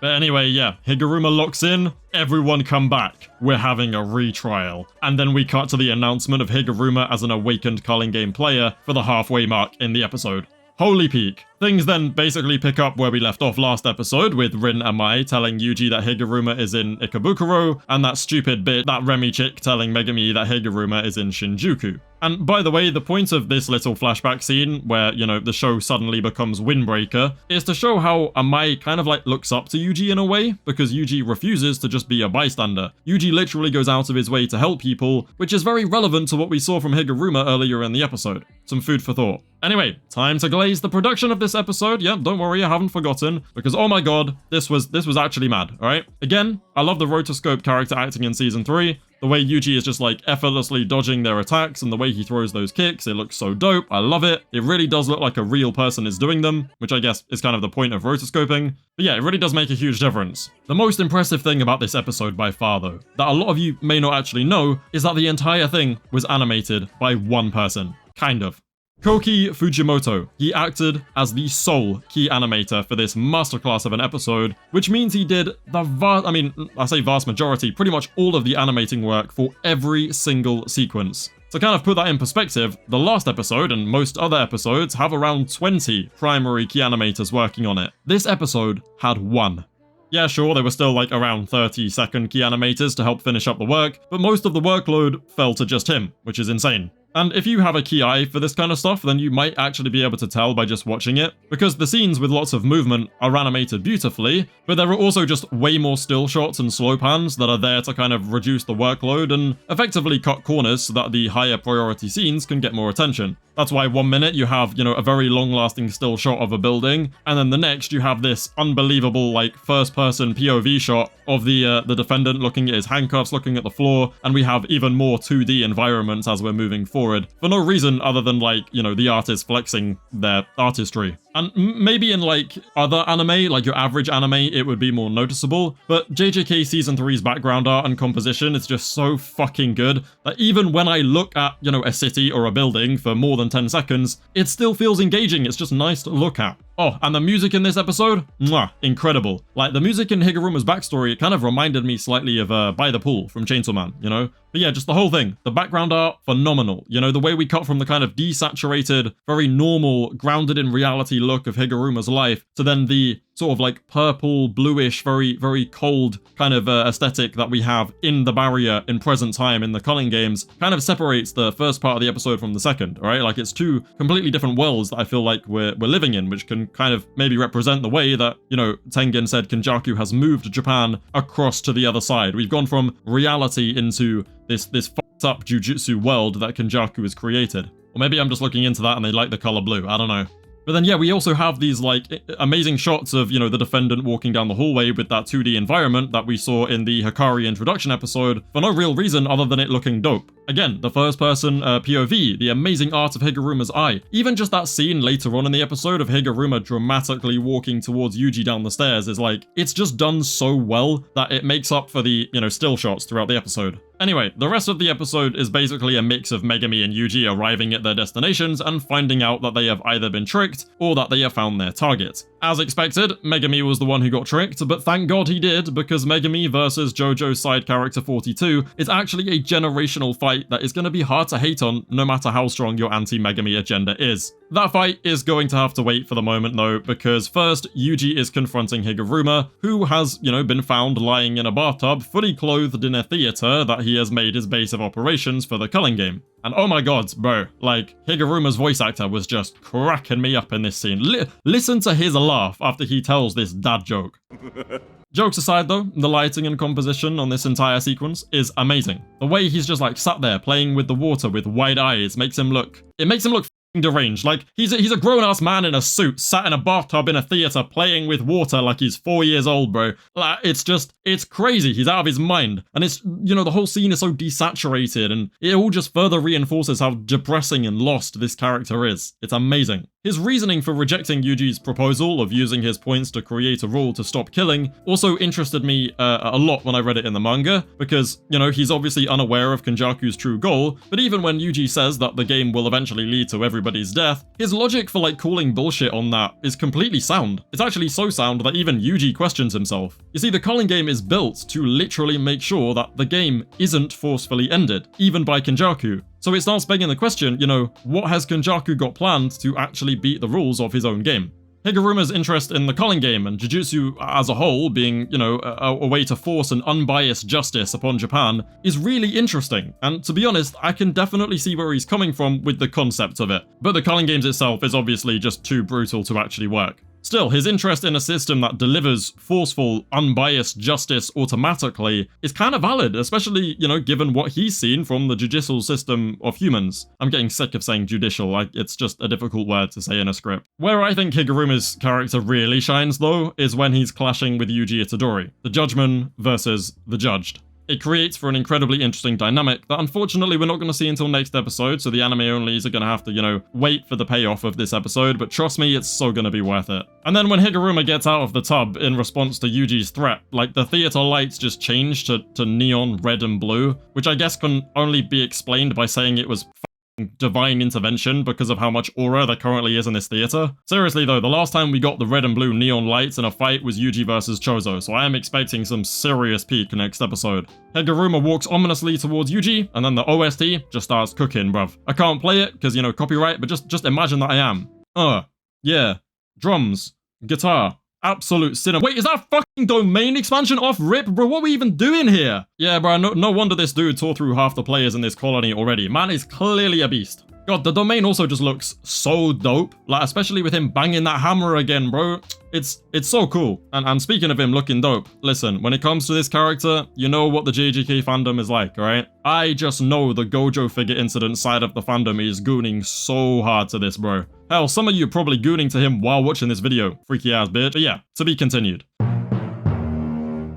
Hey, this is Editor Allons here, just interrupting real quick. So this next episode review basically features my face cam instead of the normal, sukuna shaking image. Don't worry, it's literally just for this episode. The compilation will go back to normal after we're done with this one. I was just messing around, to see whether it would make things easier for me, but it didn't, so I dropped it, and yeah, that's why you will now see my face. Gege Akutami, the writer of Jujutsu Kaisen, basically just put two men in a room with a bathtub, gave it to Mappa, and said, make peak fiction. And there's actually an old Jujutsu Kaisen saying that explains exactly how they were able to create such an amazing episode.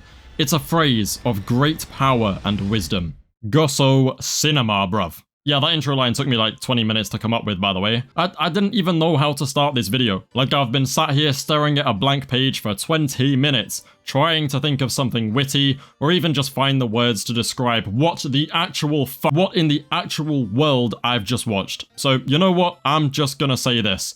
I think Yuji versus Higuruma is the best fight in Jujutsu Kaisen's anime so far. Yeah, I said that. I'm not lying, and I won't— okay, never mind, it really doesn't hit the same when I say it. Oh, the recency bias is crazy, bro. Relax, it's not that serious. I don't care, bruv, eat a brick. Sure, Sukuna vs Mahoraga is peak in terms of animation and hype, but this latest episode of Season 3 just scratched an itch that the rest of the fights in the anime really just couldn't reach for me. Oh, and this is my face, by the way. Yeah, I kind of felt bad about shoveling reused gifs down your throat for 10 minutes every week, so I'm doing this in those moments now. You're welcome.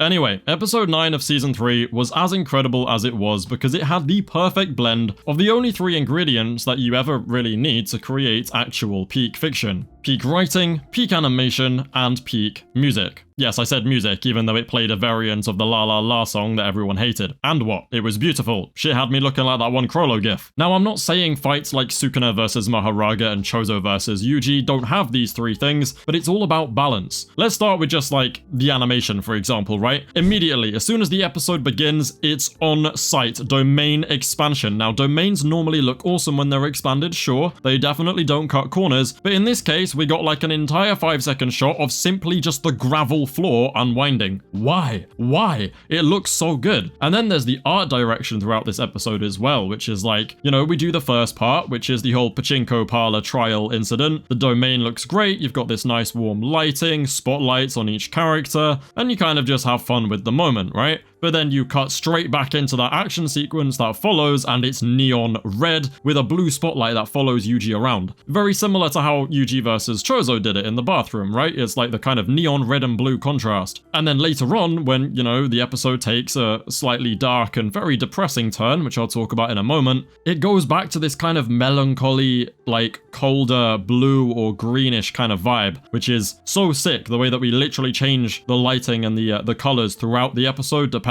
on the tone. Now, in the domain, basically what happens is Yuji just figures out how it works. It's not a typical domain with a sure hit. But then what's dope is in the manga, we get this one panel of Yuji talking to Tengen, where Tengen explains, you know, what domains used to be like. This could have easily just been a silhouette saying it in like a single line, but no, it's Mappa, so he had to go overboard, alright? Yuji literally transitions from where he's standing and peels back into Tengen's domain, into the flashback, right? And then the animation when Tengen like does this visual of a barrier expanding is just so good for no reason at all. And again, a very important thing about this episode, I won't get into the writing too much because I've already have a massive like deep dive analysis video on my channel of this fight, so if you want like deep writing, then check that out. But what I love about this fight, and that the anime absolutely nailed, is the way that we set up the second half by basically making the first half kind of unserious, you know? Oh, Yuji, you've been accused of going to a pachinko parlor, which is basically a casino, when you're underage, that's illegal. And Yuji's like, oh no, what should I do? And he's there shivering like a fence zombie who can't get his fix for like 3 minutes, right? It's all kind of goofy, it's fun, I was laughing, my mate was laughing, it was a great time. He then comes up with his, you know, very dumb idea where he goes, I went in there to take a shit. Didn't really pan out. He got his cursed energy confiscated. Well, technically no. Normally it confiscates your technique, but then, you know, Yuji doesn't have a technique, so it kind of disabled his cursed energy instead. Obviously, at that point, Higuruma would normally squash any enemy, but Yuji is built different even without cursed energy, so he's the perfect matchup here. But yeah, that whole kind of thing happens, and it's like very lighthearted and unserious, and it's kind of meant to lower the viewer's guard, so that later on, you know, when we get the moment, you know, if you know, you know, it just hits like what? 1 minute you're laughing, it's like, oh, that's good, and then Yuji goes, yeah, I did that, and you're like, huh? What? Huh? And then everything just gets like more depressing from there. That's something that the lighting actually does a really good job of portraying, is the way the episode is split. You do the goofy bit, and then the red action bit, and then you go back to the bluer, you know, colder colors for, you know, the very sad, depressing stuff. And the music also matches as well. The way the domain turns off when Yuji gets accused, oh my god, it just zip, gone. And then Higuruma on smoke, bruv. He's using that gavel like Thor's hammer, throwing it back and forth, using the force to like pull it back to him. Crazy things that never happen in the manga, bro. This fight was massively extended. And again, I'm just gonna say it, I think animation and choreography wise, like hand-to-hand fighting, this is the best we've got in JJK. And it looks so good with that neon tint. But the hand-to-hand animation is ridiculous. It's so good. It's made by this entire 1 minute 30-ish cut, I think, is done by a guy called Nyan or Neon41, who animated that one fight everyone sees, you know, every other month on the internet from Supercube, because it's just that good. Yeah, he cooked with this sequence, man. Oh my god, the choreography is insane. Bruv, Higuruma was doing things like, oh, Yuji blocks my hammer, smashes it into his face. And then he's using it like a gum Gatling, bruv. He's going like vroom, vroom, vroom with the hammer.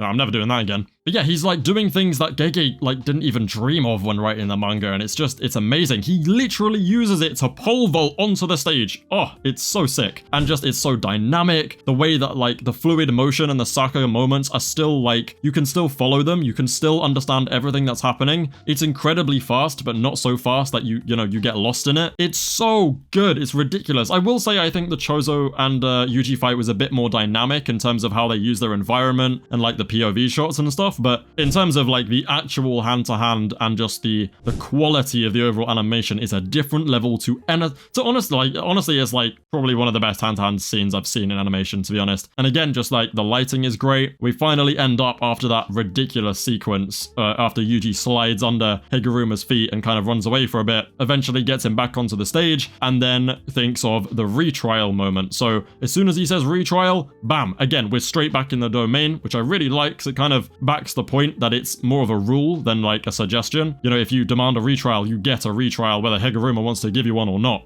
But then this is when the episode shifts, and I was watching it with my anime-only friend who was like, you know, we were having a good time. It was like, wow, that's funny. And then it was like, whoa, that action's cool. And then Judgment says, you've been accused of mass murder in Shibuya on October 31st. And then, very simple, very one-to-one panel of Yuji, just one frame. Yeah, I did that. I'm not lying, and I won't deny it. And he's got this very matter-of-fact voice. It's not overly emotional. It's kind of dead. There's no music. It's completely silent, which just really makes you feel it. And obviously the evidence shows that actually it wasn't Yuji, but because he confessed, Judgment immediately handed out confiscation and death penalty. Higuruma had his executioner's blade pretty much instantly and was throwing hands with Yuji, but he, in his mind, he was confused because he's like, you've said you're guilty, but the evidence says it's sukuna. Like, it wasn't you. And this is amazing because not only is the visuals and the music in this following sequence ridiculous with that, like, I don't even know what to call it, like beautiful kind of 360 3D looking shot of like Higuruma literally flying down upon Yuji with the spotlight behind him like he's an angel coming in to strike, the chairs flying around him, that kind of green mist, the music just like very soft, very emotional, a bit of the la la la music in there as well, you know?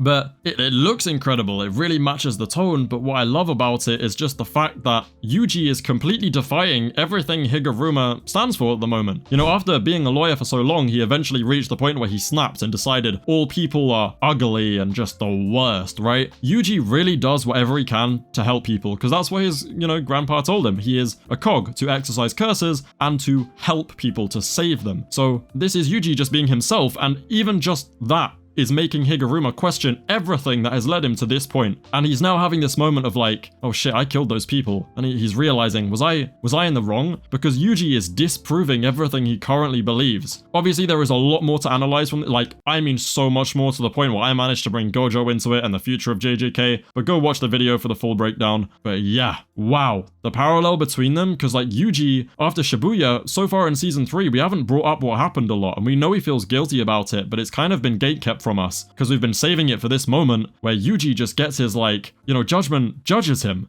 You killed those people in Shibuya, and he finally has to come to terms with that against the lawyer player in the Culling games, which is so dope. And I feel like Higuruma and Yuji in their own right stand apart, but also they have a great dynamic, and it's just beautiful all round. So yeah, incredible scene. The music just cooks. Higuruma's flying in like an angel. Yuji's shirtless. I can't remember why. I think he throws his shirt at Higuruma for a distraction or something. I don't know, man. And then at the last second, Higuruma gets rid of the executioner's blade. And then Yuji realizes and decides to punch him in the gut anyway, which is a bit of a dick move, but whatever, we all end up happy. Well, not happy, it's actually very depressing. Higuruma realized he killed innocent people and then wants to turn himself in and just realized he's given up his life forever. But whatever, it's about redemption for him. It's great though, because in the end, he realizes, do you know what, Yuji? I can't actually fight you. I can't with good conscience kill you. You've turned me back into what I used to be before, you know, the corruption of the justice system destroyed me. So he's kind of helped Higuruma find who he was before being influenced by that, which is really nice. And yeah, so they get the transfer rule. Yuji then gets given a point, so he doesn't have to worry about the 19 days anymore, and Higuruma exits. And again, what is it with these like fights that are so peak? You know, all the best hand-to-hand fights with the neon red and blue lighting end with an exit sign.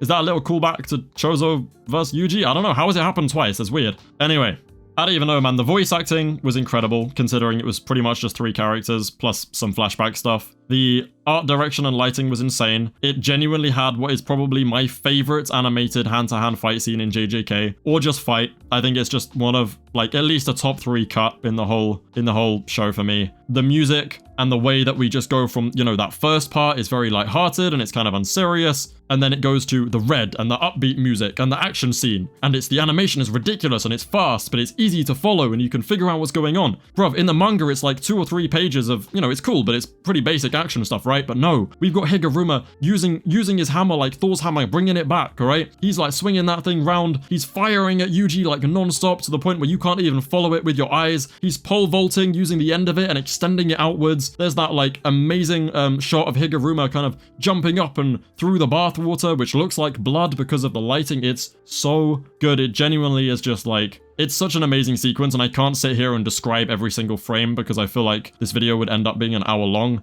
But yeah, it's the way he used the gavel for me that I really liked. Also just the how the environment kind of crumbles and moves. It does a really good job of showing how strong they are, showing the impact. I think that's something Gege maybe failed at when writing this, is he kind of failed to show how insanely combat capable Higuruma is simply because of his natural genius, right? He puts his mind to something, he achieves it. Bruv, he wasn't fighting nobody. He was no Daredevil, alright? It wasn't lawyer by day, Daredevil by night. No. But he awakened his technique. He was like, huh. Alright, domain expansion. Boom. And then he's just able to use his technique so dynamically and freely, and his combat ability and ability to figure out what was going on with Yuji and why he was so strong is like, it really shows his genius, and I think being able to convey that mid-fight is a really difficult thing to do, but Goso Cinema. They smashed it. I loved it. It was dope. Amazing episode. Probably a top 3 episode for me. As a whole, I'm split between this and the Maki episode for this season. I don't know.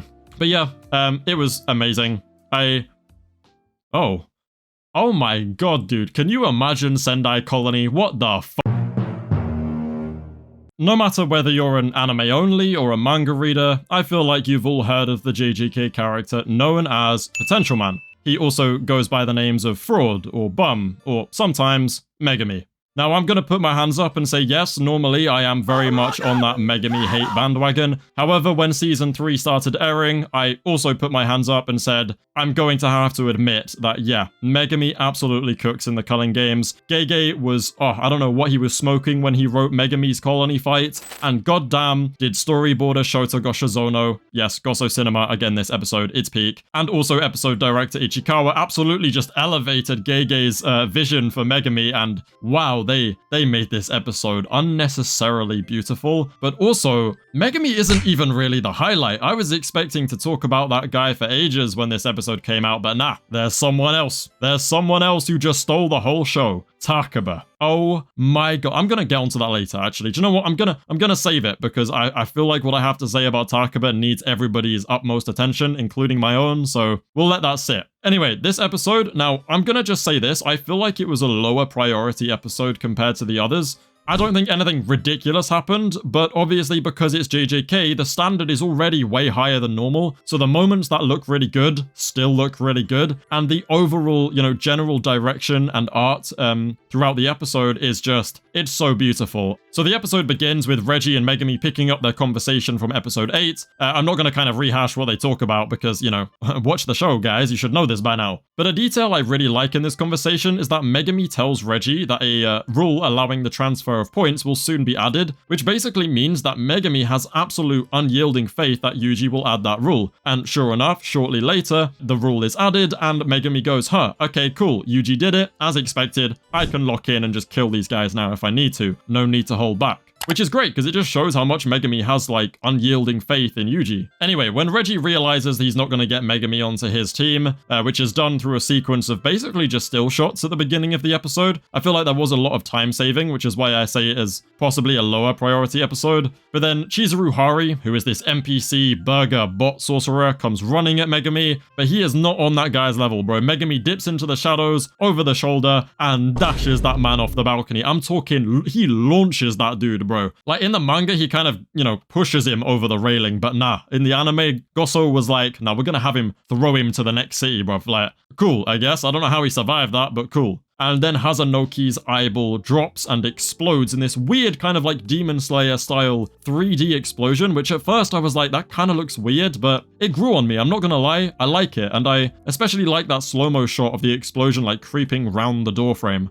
And then, of course, Megumi and Remy have their little talk, and oh my god, they made Remy look so disgusting, groveling on the floor. She's preaching to the choir here, man, because this is Megumi. He don't care. He just called her scum and trash and said she should, piss off, which I kind of respect. But then that Chizuru Hari guy came in, and I watched what they did with this fight between Hari and Megumi, and I just thought, yeah, Goso has to be rage baiting us, bro. Like, what are we doing here? This has to be engagement bait, because In the manga, alright, this is not close. Megumi just destroys that guy, you know, 2 or 3 panels, kicks him in the face nonchalantly, doesn't even break a sweat, Max Elephant out the building, and then whams a sword right into his head. But nah, in the anime, what we're having is this, again, what I think is probably rotoscoped, amazing shot of like Megumi kind of walking out to face Hari. He sizes him up with the sword, backs up into the room behind him, and then just looks like he gets a bit lazy, bro. Like, why are we making Megumi look like a fraud here? What are we doing? This is why I'm saying it has to be rage bait, bro. Well, what do you mean the guy who's supposedly really good in hand-to-hand and weapons combat just got the sword, immediately kicked out of his hand, and then booted into a wall,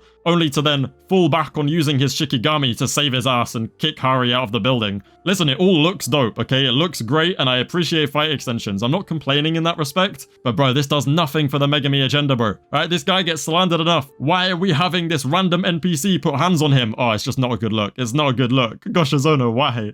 Something I do really appreciate, though, from the animator team is that they did not censor this episode one bit. Bro, Megumi still walks up to Hari on the ground and just, it's like a one-to-one, because I know you guys love your one-to-one moments. Sword slices straight through his head like a watermelon. Mwah, beautiful. Reggie and Hazanoki then do their little Mary Poppins thing down to the ground. The rule gets added, you know, Megumi's now like, cool, I don't need to hold back, I can just fight these guys or run away. And then Hazanoki spits a tooth in this really cool shot, to be honest. Spits a tooth at Megumi that gets intercepted by the f***ing goat. The absolute, oh, he's so good. Killed it in this episode. And just, it's, okay, right, I had to cut out a big section there because I started yapping. I was really worried that they were going to fumble the execution of Takaba because obviously comedy is a delicate thing. But no, they basically killed 2 birds with 1 stone. They made him unironically, genuinely hilarious, but they also utilized this character as a time-saving technique to lower the workload of making the episode, because when he dropped his 0 damage bar, they let that moment play out in complete silence for 40 flipping seconds. I counted, it was 40 seconds.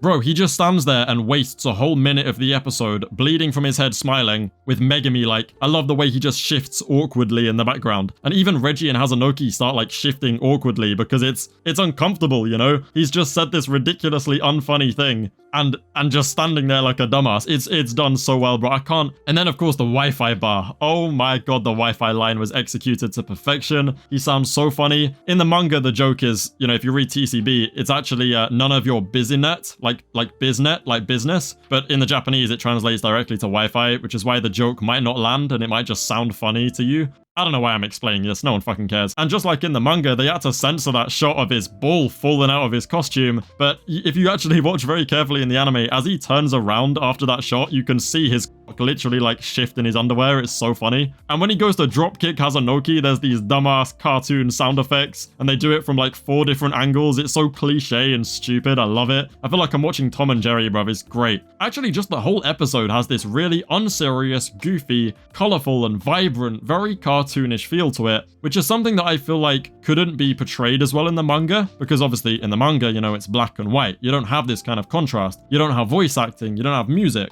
But the anime episode really elevated what Gege wrote by really drawing on the contrast of you have this dark and gloomy, edgy teen like Megumi, and the rest of the things going on around him, whether it be the scenery, whether it be Reggie, whether it be Takaba, are just all colorful and vibrant and flamboyant and goofy. I love it. Because realistically, Takaba and Reggie are just both goofy as shit, bro. Reggie's out here with his hobbit feet. He's built like a truck. He's wearing a dress of receipts. Man, the way he just pulls out that rinky-dinky little cyan blue moped later on is so dumb. It's like watching Dwayne "The Rock" Johnson, you know, get on a e-scooter.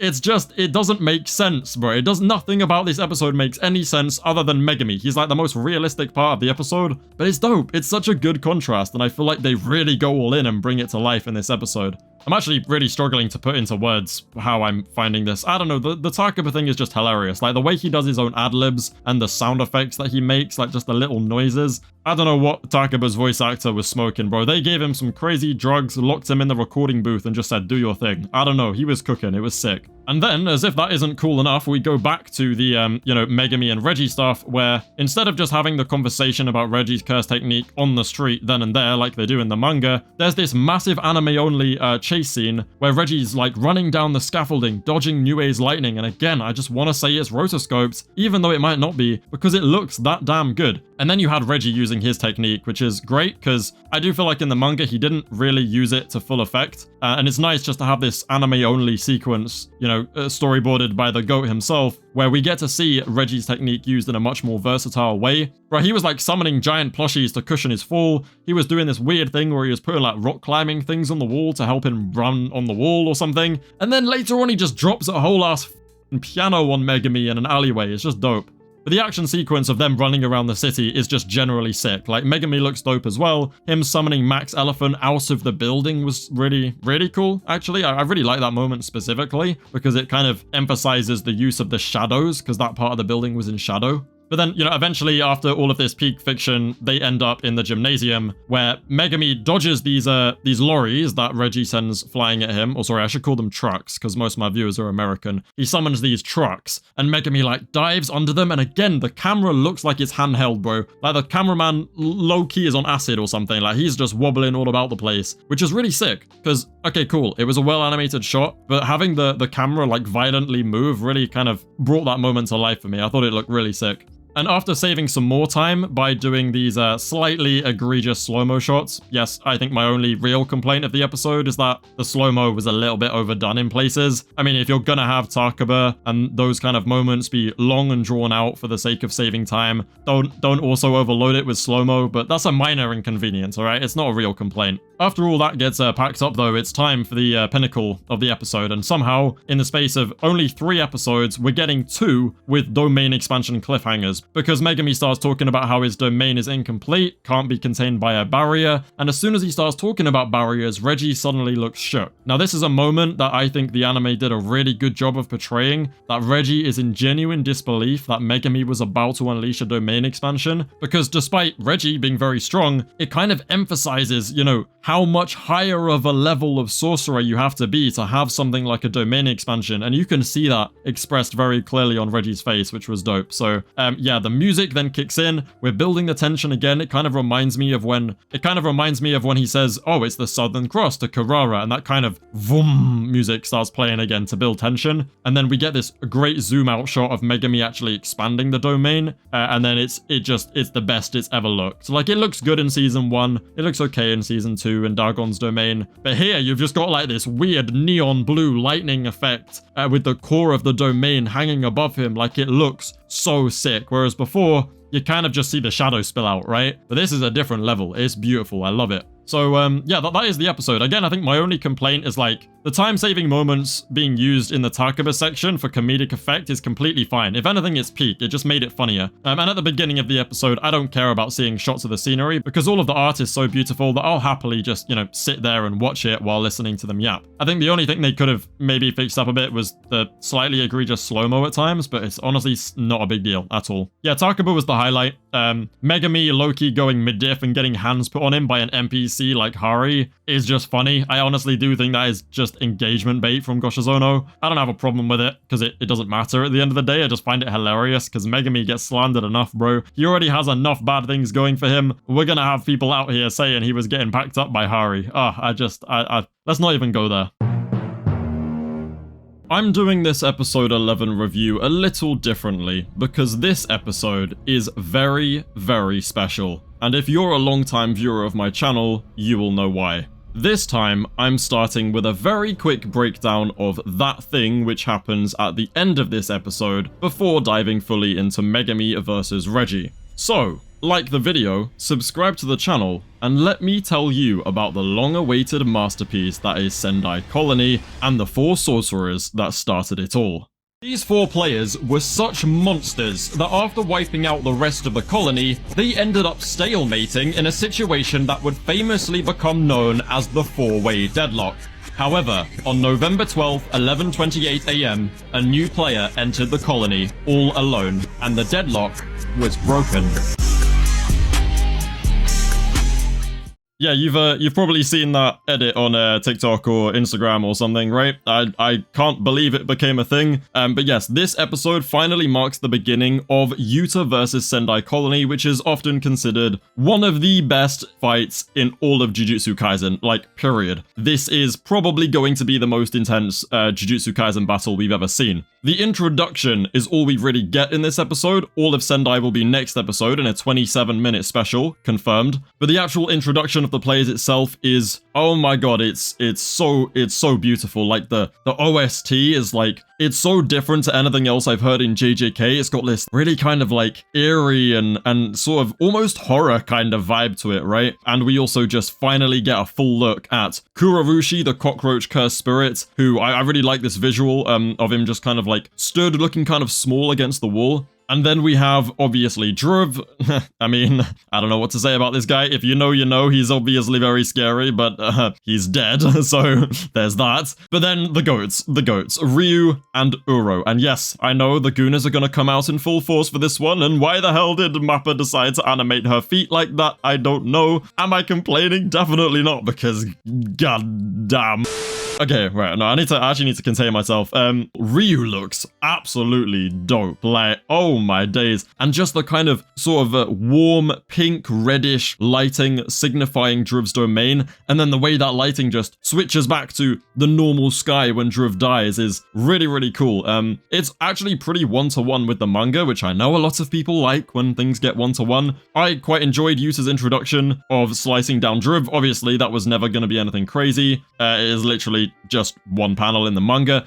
Now, what the narrator says in the manga is, Yuta Okotsu regained special grade, blah blah blah, second only to Satoru Gojo in unusual abilities. But the anime decided, or at least the subtitles say, rivaling Satoru Gojo in unusual abilities. I don't know if we needed any more Yuta glades, bro, and I know the manga is more canon than the anime, but like, that's such a, like, going from second to rivaling is insane. But yep, the introduction is peak, can't wait for next week. Anyway, let's get into it before I get flamed by my comments any more than I probably already am, because yes, I love Yuta. So immediately, we go straight back in Megumi's expanded domain. We're keeping up with the kind of, you know, neon, very vibrant blue lights on this black kind of, well not black, but dark contrast background. Weirdly enough, pink Hollow Wicker Basket, which I did think was a strange choice for Hollow Wicker Basket at first, but then I saw what they did with the episode, and basically the whole thing is like a red versus blue, or like a pinkish kind of red for Reggie and this kind of range of blues for Megumi that are just constantly clashing, to the point where when they're both in their like weight battle in the middle of the episode, it literally looks like a hollow purple is about to be formed in the floor, which is dope. There was this Sakuga cut right at the beginning with a blatant Naruto reference, like Megumi literally walking on, well, it's not water, but it's shadows, walking on shadows. He's summoning like shadow clones, literally shadow clones, and they're doing the Naruto run in this incredibly like fast-paced action sequence where the clones jump Reggie. Bro, they tie that man up by his ankles and use him as a punching bag. Like, the disrespect is insane.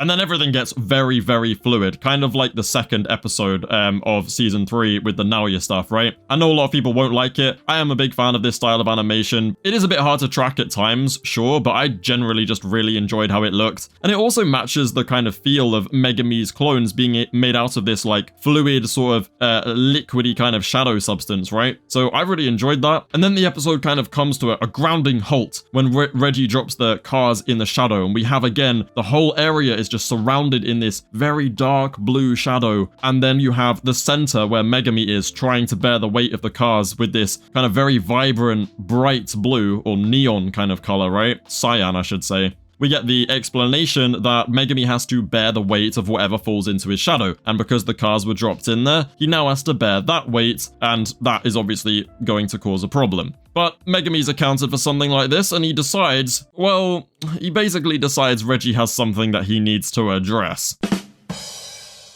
I am the first person ever to make that joke. Yeah, he drops a whole ass elephant, which is actually to scale. Like, it's stated to be because of the domain amp that his technique gets, it's as heavy as a fully grown elephant. So Reggie is just holding an elephant and only took like a fractured leg or fractured heel, which is a bit mad. I'm not gonna lie, that's kind of crazy. And they're just literally, for a big portion of the episode, stood there with this like insane kind of music and the lighting just really like bringing up the tension constantly in this sequence where they are are literally just having a spiritual pressure battle. Except instead of spiritual pressure, it's real pressure, like it's just weight. They're both being dragged down into the shadow. Well, Megumi's being dragged down, Regi's being pushed down, and whoever gives up first is going to lose. Because Reggie figures that if he actually falls into the shadow, he might not be able to breathe, he might not be able to get out should Megumi die, he might just keep falling forever. And sure enough, when he goes for his trump card, that is exactly what happens. And the way we just cut to dead silence, this murky atmosphere and void, it's terrifying. They were standing on this endless ocean where if they stop reinforcing their footing and fall in, it is a void, it's nothingness. He can't breathe, he can't see, he has no sense of direction, he's just falling. But then obviously he's saved by the car, and I really like this shot of the headlights kind of becoming more visible, almost like there's a creature under the water, or under the shadow. And then, Reggie's celebration that he managed to pull a fast one on Megumi, like the character acting and just the kind of intensity in Reggie's voice acting is really incredible, to be honest. It's very entertaining to see. And then he decides to drop that fat-ass house on Megumi, thinking he's gonna end the fight. We then go full slow-mo all the way down. Again, everything that Reggie's summoning has this kind of pink or reddish kind of vibe to it, whereas Megumi staying solidly in that blue. But Megumi, obviously, as this fight is meant to show, has had a handle on this fight since the very beginning. Reggie was never going to win. Megumi had been 2 steps ahead the whole time. So he releases his domain, he grabs Reggie, the house breaks through to the floor below where a swimming pool is waiting because they're in a gymnasium, all planned by Megumi like he's Aizen or something. And that forces Reggie to relinquish his techniques, which removes the stuff from Megumi's shadow that was weighing him down, so that they can both resurface and get some air. Now, this kind of standoff moment is probably, just this whole sequence in general is probably one of, if not my favorite moments in the entire series. I don't know, that's a bit crazy. Season. Definitely the season so far. They slowly walk towards each other from other ends of the pool. The music very gradually just kind of creeps in, creating this tension, and it goes slow, slow, slow, slow, and then fast. Jab, immediate block, and then we go in for this insane kind of fisheye lens, dynamic camera work kind of action scene that lasts like not even 5 seconds, I don't think, until Divine Dog comes out of Megumi's shadow and bam, tears straight through Reggie. Now in the manga, this is like a decent amount of hand-to-hand fighting, right? I thought it would get extended a bit, but I much prefer this approach of having between 5 and 6, 7, no, I'm not saying that. A solid like 5-ish seconds of the most insane hand-to-hand fighting animation I have seen in anime. I could not believe, again, I have a special segment at the end of this video that will kind of get into it a bit more. I'm not saying it is rotoscoped, I'm saying it's so damn good and convincing, it looks rotoscoped. Obviously, they are using references of real people doing this to animate it, and it could be rotoscoped because they do use that a lot in this season. Even when you guys say they don't, the animators do then go and confirm that they have been. I'm not saying it is, it just looks so damn good that it could be. Like, it's such an impactful scene, going from that slow to then immediate punch, block, spin, kick to the side, Megumi dodges against the wall, fisheye lens shot, and then Megumi goes right hook to the face, Reggie stumbling, running back in, but it's too late, Divine Dog nabs him. All like done and dusted. It would take you as long to read the manga fight as it would to watch this. It might even take you longer, knowing JJK fans and their inability to read. So, yeah, just it's straight up peak fiction. Like, I don't know, it's my favorite hand-to-hand fight. It's short, so obviously there are fights that are more enjoyable because they last longer, but in terms of the content we actually get, this is the best I think a JJK fight has looked. I thought Miguel Gojo was good with the Ip Man references from Jujutsu Kaisen 0, but this is a different level, man. Not even just the actual hand-to-hand, it's the fast cuts to the different camera perspectives. Even that fisheye lens shot is like, it made me think of Kagurabachi's paneling. You know, if you know, you know. If you know, you know. But this right there, I looked at that and went, huh, maybe they will be able to adapt Kagurabachi into a decent anime, because being able to do that in animation is ridiculous. Like, it was so well directed, amazing episode. And then to just go into the Takaba Hazanoki stuff, which again, we go back to the cartoonish, vibrant vibe. Hazanoki's voice actor was hilarious. Takaba is funny as always. You get a bar saying that his technique opposes even Satoru Gojo, but that he can't use it like that because he's a complete plum. And then you end things off with this very slow and emotional moment of Megumi walking towards a panicking Remy, who obviously thinks Megumi's going to kill her for points, but then his sister gets into his head and is like, no, you don't want to do that. And so we just see the whole exchange happen from the point of view of their shadows, to the point where Megumi just walks away, leaving Remy there. And then finally, the angel who descends down upon Megumi. I hate this character, don't ask why for an anime only, it's not Angel I hate, it's the vessel, but I'm not gonna get into that now. I can't deny this shot, again, 1-to-1, beautiful. I loved it, it was mwah. And then you just transition into the Sendai segment and end the episode. Oh my god, it was dope. Just 10/10s. Like in every category. Music, lighting, colors, animation, direction. I'm glazing. You get the point. And if that was good, God, I don't think any of us are ready for what we've got in store for us next week. That preview looks insane. JJK 3x12, aka Sendai Colony, has not only become the highest rated episode of the show, but a top 10 highest IMDb rated episode in TV history, at least as of right now. You see, for me, Yuta vs Sendai Colony was already perfect shonen manga, but now I think it's perfect shonen anime too. I'm actually itching to get on with this deep dive, but first I want to quickly remind you that, as promised, I've put mine and Orion's reaction to the episode at the end of this video, so make sure to check that out later. And also, this video is safe for anime onlys, no manga spoilers here. Nice, with that out the way, I'm just gonna dive straight into it.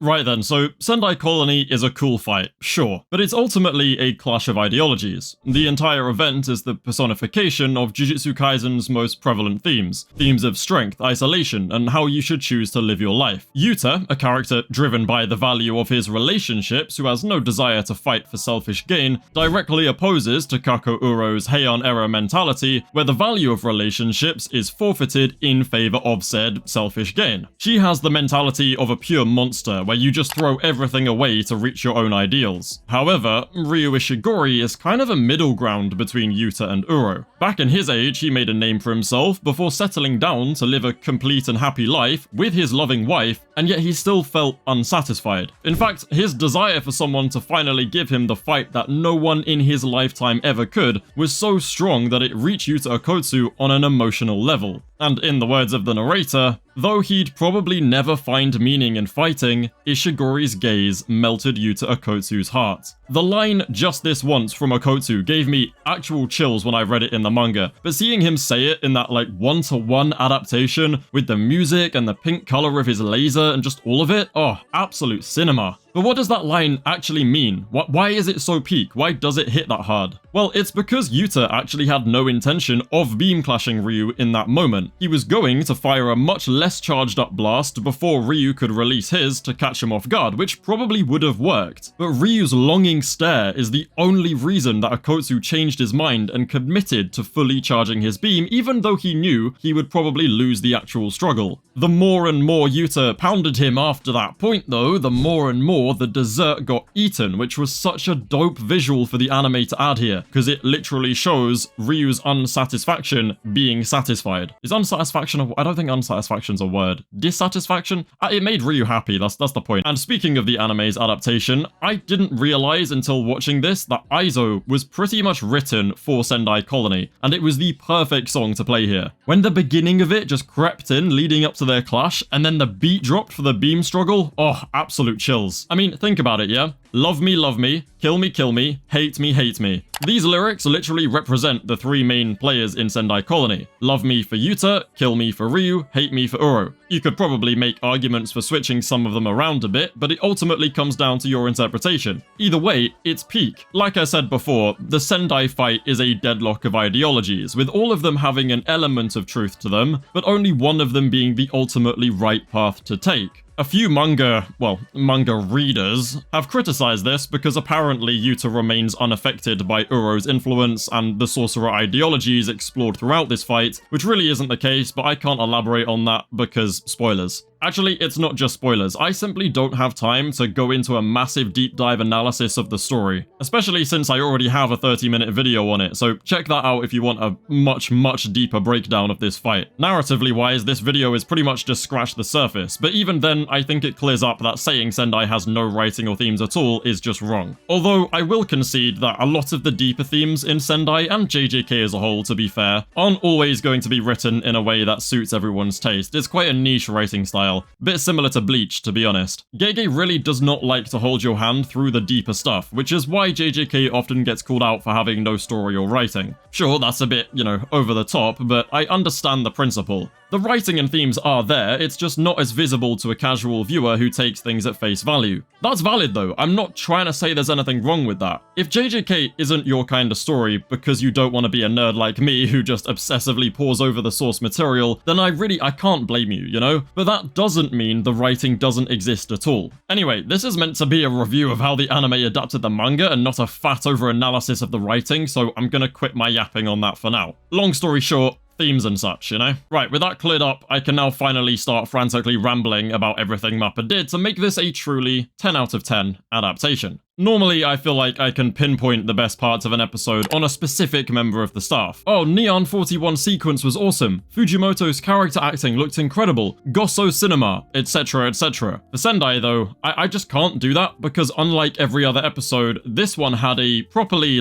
this was truly our Sendai colony type staff list where there was 7 episode directors, a bunch of animation directors, and 2 goated storyboarders, one of which was Goso himself and the other was Miso, the man behind Jogo vs Sukuna. Such a messy staff list had people a bit worried about the state of this episode's production, and where I do agree that, similar to Sukuna vs Maharaga, there were some moments that seem unfinished, overall, this team of goats raised the bar yet again when it came to elevating the 7 and a bit chapters of the manga that were actually adapted. Let's start at the beginning with Yuta vs Kurorushi as an example, okay? Even just their initial hand-to-hand fight and chase scene was genuinely insane, despite it being a lot more accurate to the manga than all the stuff that came after. The absence of music while Yuta just put the moves on Kurorushi in these crazy dynamic quick cuts really lets you process every second of what's going on while keeping it very fast-paced. Eventually, Yuta runs from the huge wave of cockroaches, and that's when we get his insane parkour one-shot scene. Now, I love the way the camera follows him all the way around the 3D buildings. It creates a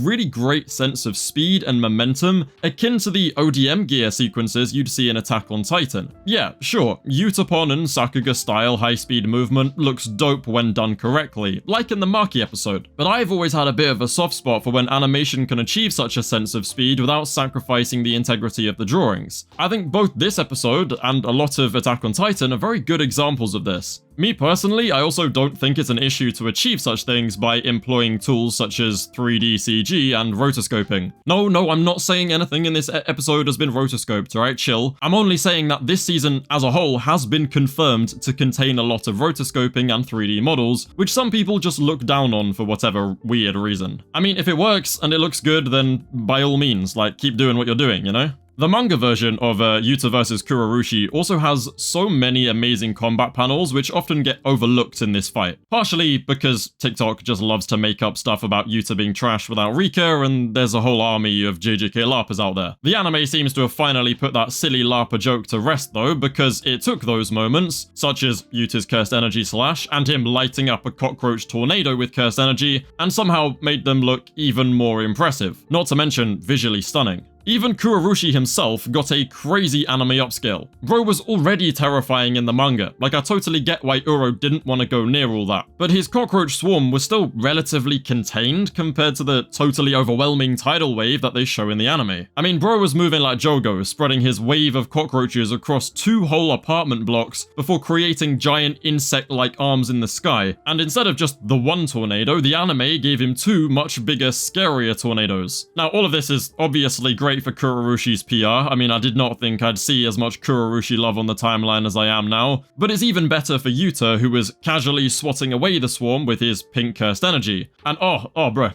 the cursed energy pulse thing he did in the field, peak. I also really love the addition of the blind swordsman kind of thing, and the one-to-one bit on the kiss was very cool. Really didn't need to pause for that long, but it was executed very well. Now, before the episode came out, a lot of the leakers were kind of yapping about how Yuta got his ass kicked more than in the manga, but honestly, what that really meant was just that everybody in Sendai Colony got a massive upscale, and it was much needed. Sorcerers like Uro, for example, kind of get put on that top-tier Heian-era sorcerer level through narrative standpoints only, and not so much visual evidence, but after seeing all of their upscales, like agenda be damned, I don't care if Yuta has to get his ass beat a little bit more, to see all of these sorcerers actually live up to their reputations of being proper top tiers, right? right?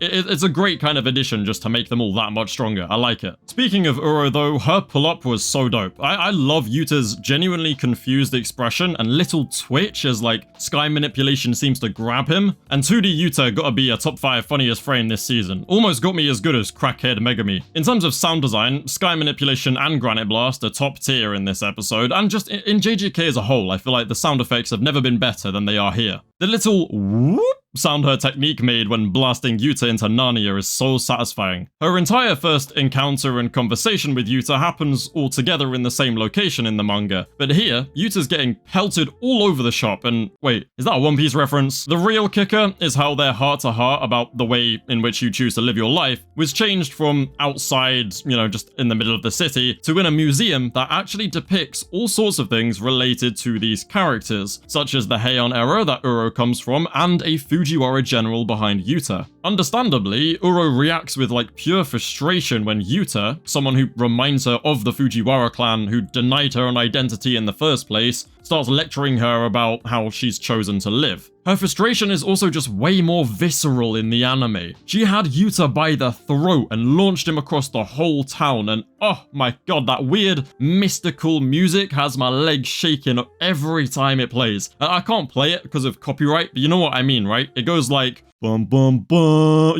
Yeah, you get me, bruv, right? You know what I mean. Anyway, Ryu Ishiguri decides to interrupt their fight and shoot Yuta down with a fat Granite Blasto. In fact, the blast was so fat, Yuta decided Ryu actually needed to be taken out first, so that the poor civilians weren't at risk of being, you know, accidentally evaporated. And then we get the most insane and slightly controversial movement scene of the whole episode. The music turns up, Yuta starts running, and far off in the background you see a massive blurry array of granite blasts being launched from a rooftop, which I thought was actually much cooler than just showing Ryu firing them. But I say this is controversial because opinions are kind of split on this sequence. I immediately fell in love with this because I have a weird soft spot for the whole CG aesthetic, although I totally understand why this might not be everyone's cup of tea. Regardless of how the background and debris looks though, there's no denying the movement is unreal. Now, Ryu and Yuta's confrontation on the roof is probably the only part of the episode I genuinely think they could have done better, and it's a part that I suspect wasn't actually finished. But, overall, it's not something I care about because the rest of the episode makes up for it like 10 times over.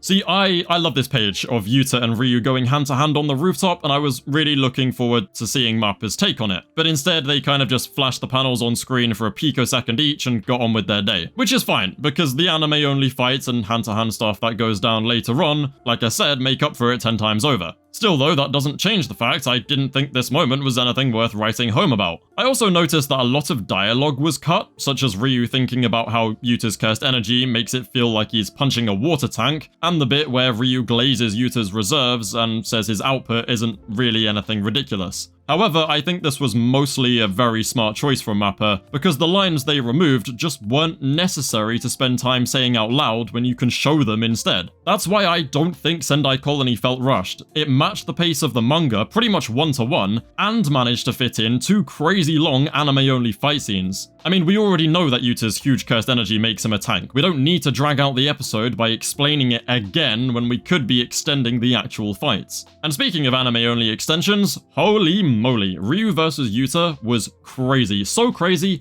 that I actually can't talk about everything because it would take forever, so here were the highlights. In the manga, Yuta just blocks a granite blast with his hand. He still does this later on when they adapt the panel of him punching into Ryu's granite blast, but the original was changed ever so slightly to where he has a normal pipe that he imbued with cursed energy to make a cursed tool, and he used that to block granite blast. His hand still got burned initially, which led to him sukuna-ing his way up this dome thing and then healing it with RCT, but the scene is fundamentally different to the manga, for the better, I think. It's a great callback to not only how Yuta broke his sword in JJK 0, but also how Yuji messed this move up when he tried to use it against Yuta in episode 1 of season 3. Kurorushi, Uro, and Ryu all got insane anime-only upscales and extensions to their curse techniques, so it's only fair that Yuta did as well. But since he's in base and can't use techniques yet, I didn't think they'd actually find a way to make him do anything special besides strong punch. And I'm so glad I was wrong, because having him grab a random pipe and immediately turn it into a well-refined and and strong curse tool. I mean, it was so strong it was able to deflect Ryu's granite blast, which was literally a peak scene, by the way. That was so cool. But yeah, I love the fact that he was able to do that, right? He just picked it up, imbued it with cursed energy, exactly how, you know, Yuji should have done that to the knife, and bam. Great use of Yuta's genius for Jujutsu. And speaking of Yuta deflecting Ryu's granite blasts, another highlight of this fight is the anime-only tunnel scene where Ryu's technique finally becomes a lot easier to understand. You see, being able to shoot cursed energy isn't actually a cursed technique. We've seen the likes of Yuta, Gojo, and Nanami do this already.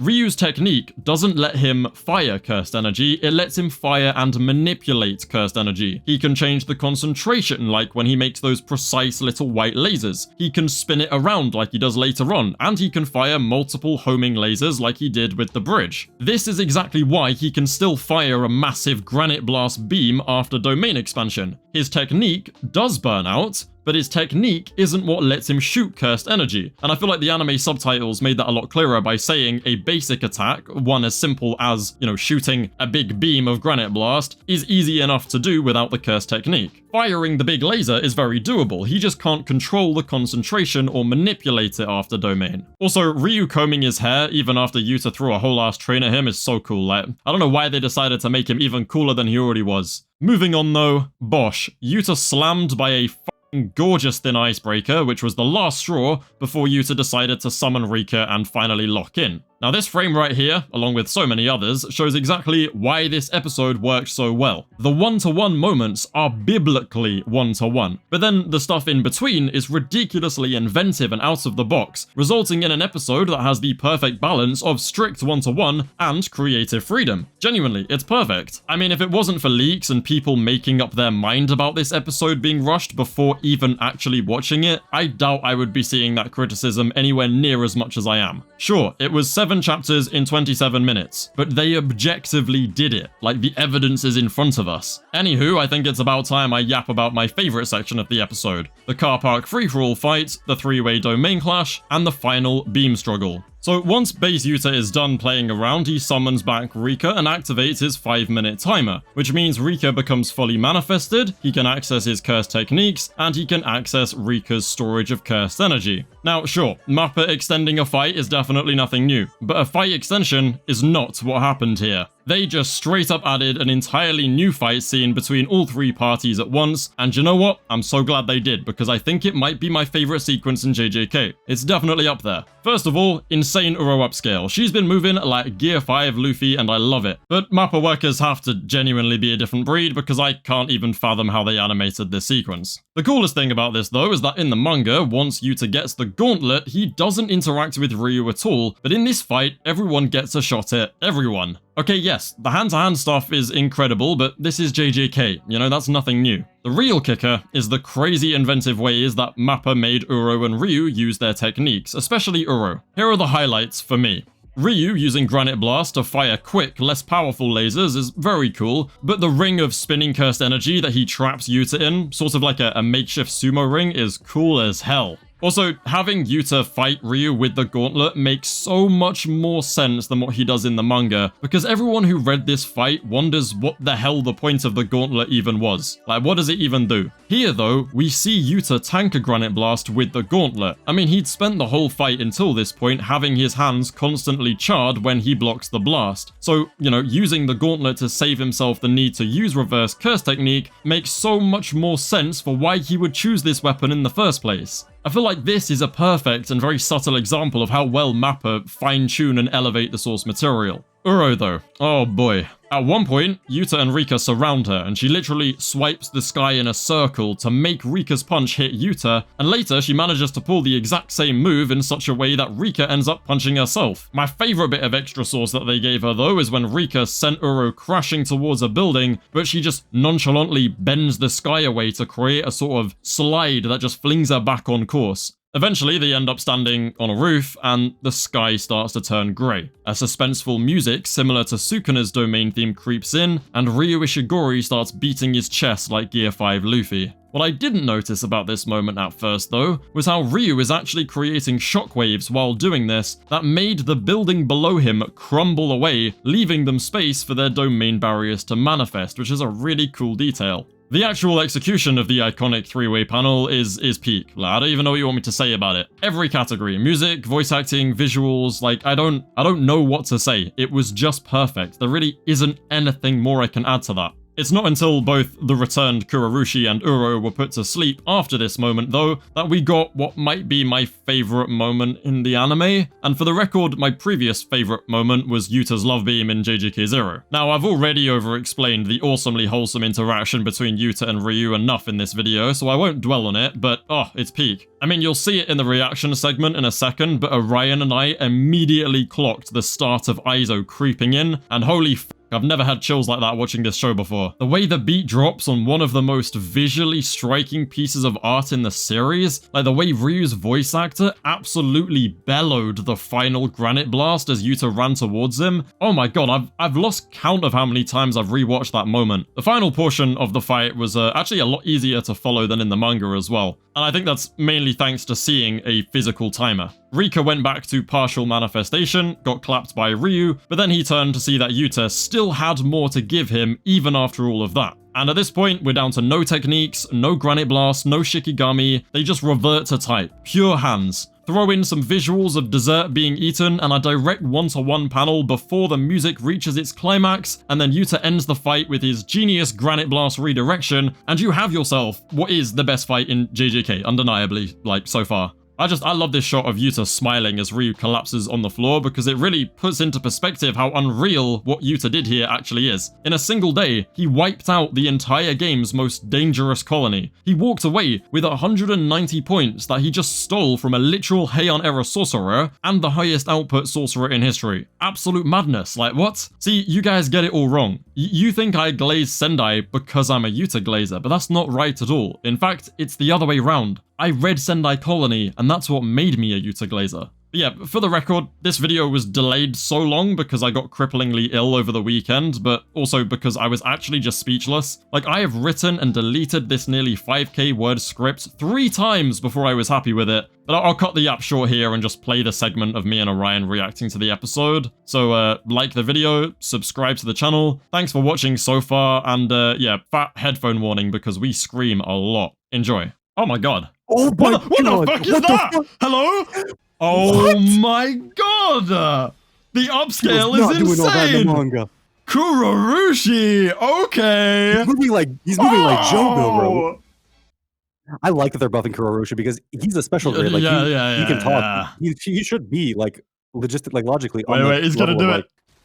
Yes, 1-to-1 as well! Oh my god. Okay. Alright, we get it. Alright, chill. And chill, we get it. The music! Oh, the music! It's the music! Oh! Granite! Yo! Dude, we were saying in Shibuya, like, what the fuck is Ryu gonna look like? Oh my god, bro. It's so 1-to-1 in the 1-to-1 moments as well. God, these shots are insane. Oh my god! Oh my god! Oh, it's from the distance! That's so sick! Oh my day, bro. Bro, people were fucking doom posting over this, by the way. Yeah, but I mean, they would do that anyway. Oh my god, he's cool. That shit fell on his head! Oh my god, bro. Oh, I can't wait. Dude, I actually have to do a whole breakdown for this episode. Like, bar for bar. That's what I mean. Like, he turned into like a cursed tool, kind of like. He did! That's cool. Oh, and he's the. Oh my god, they got inventive. This is you. This is completely new dialogue. Bro, he's like making it even fucking stronger. Oh my god. Oh my god. Bro. Nah. Oh, that's a cool effect. Okay.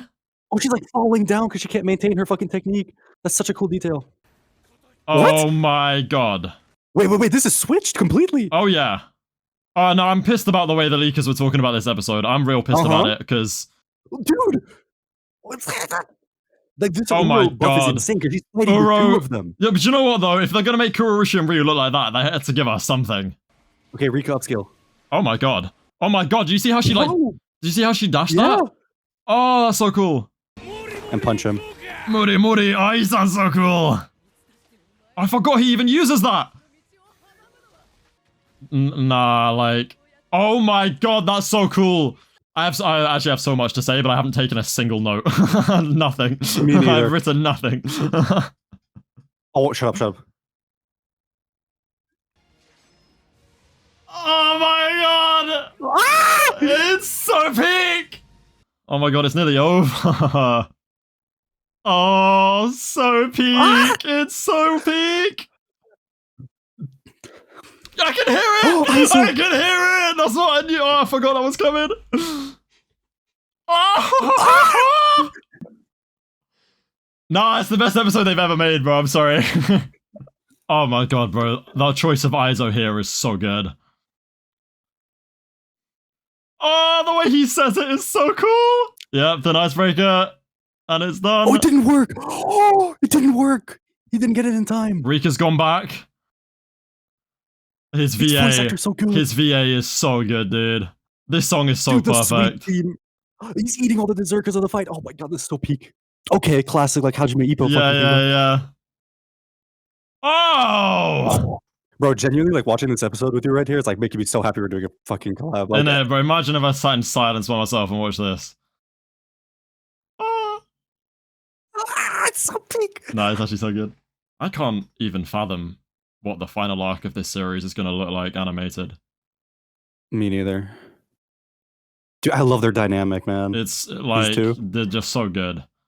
Oh, we're going to see Big Daddy. We're going to see Big Boss Man. And then we're going to see... Oh my god. Oh my god. Oh, hello. Charles. Kashimo. That was... Maki. That was Naoya. Yo, he's placing the prison realm. Oh my god. Oh my god. Oh my god, bro. Takaba. To be considered. Oh my god. I can't.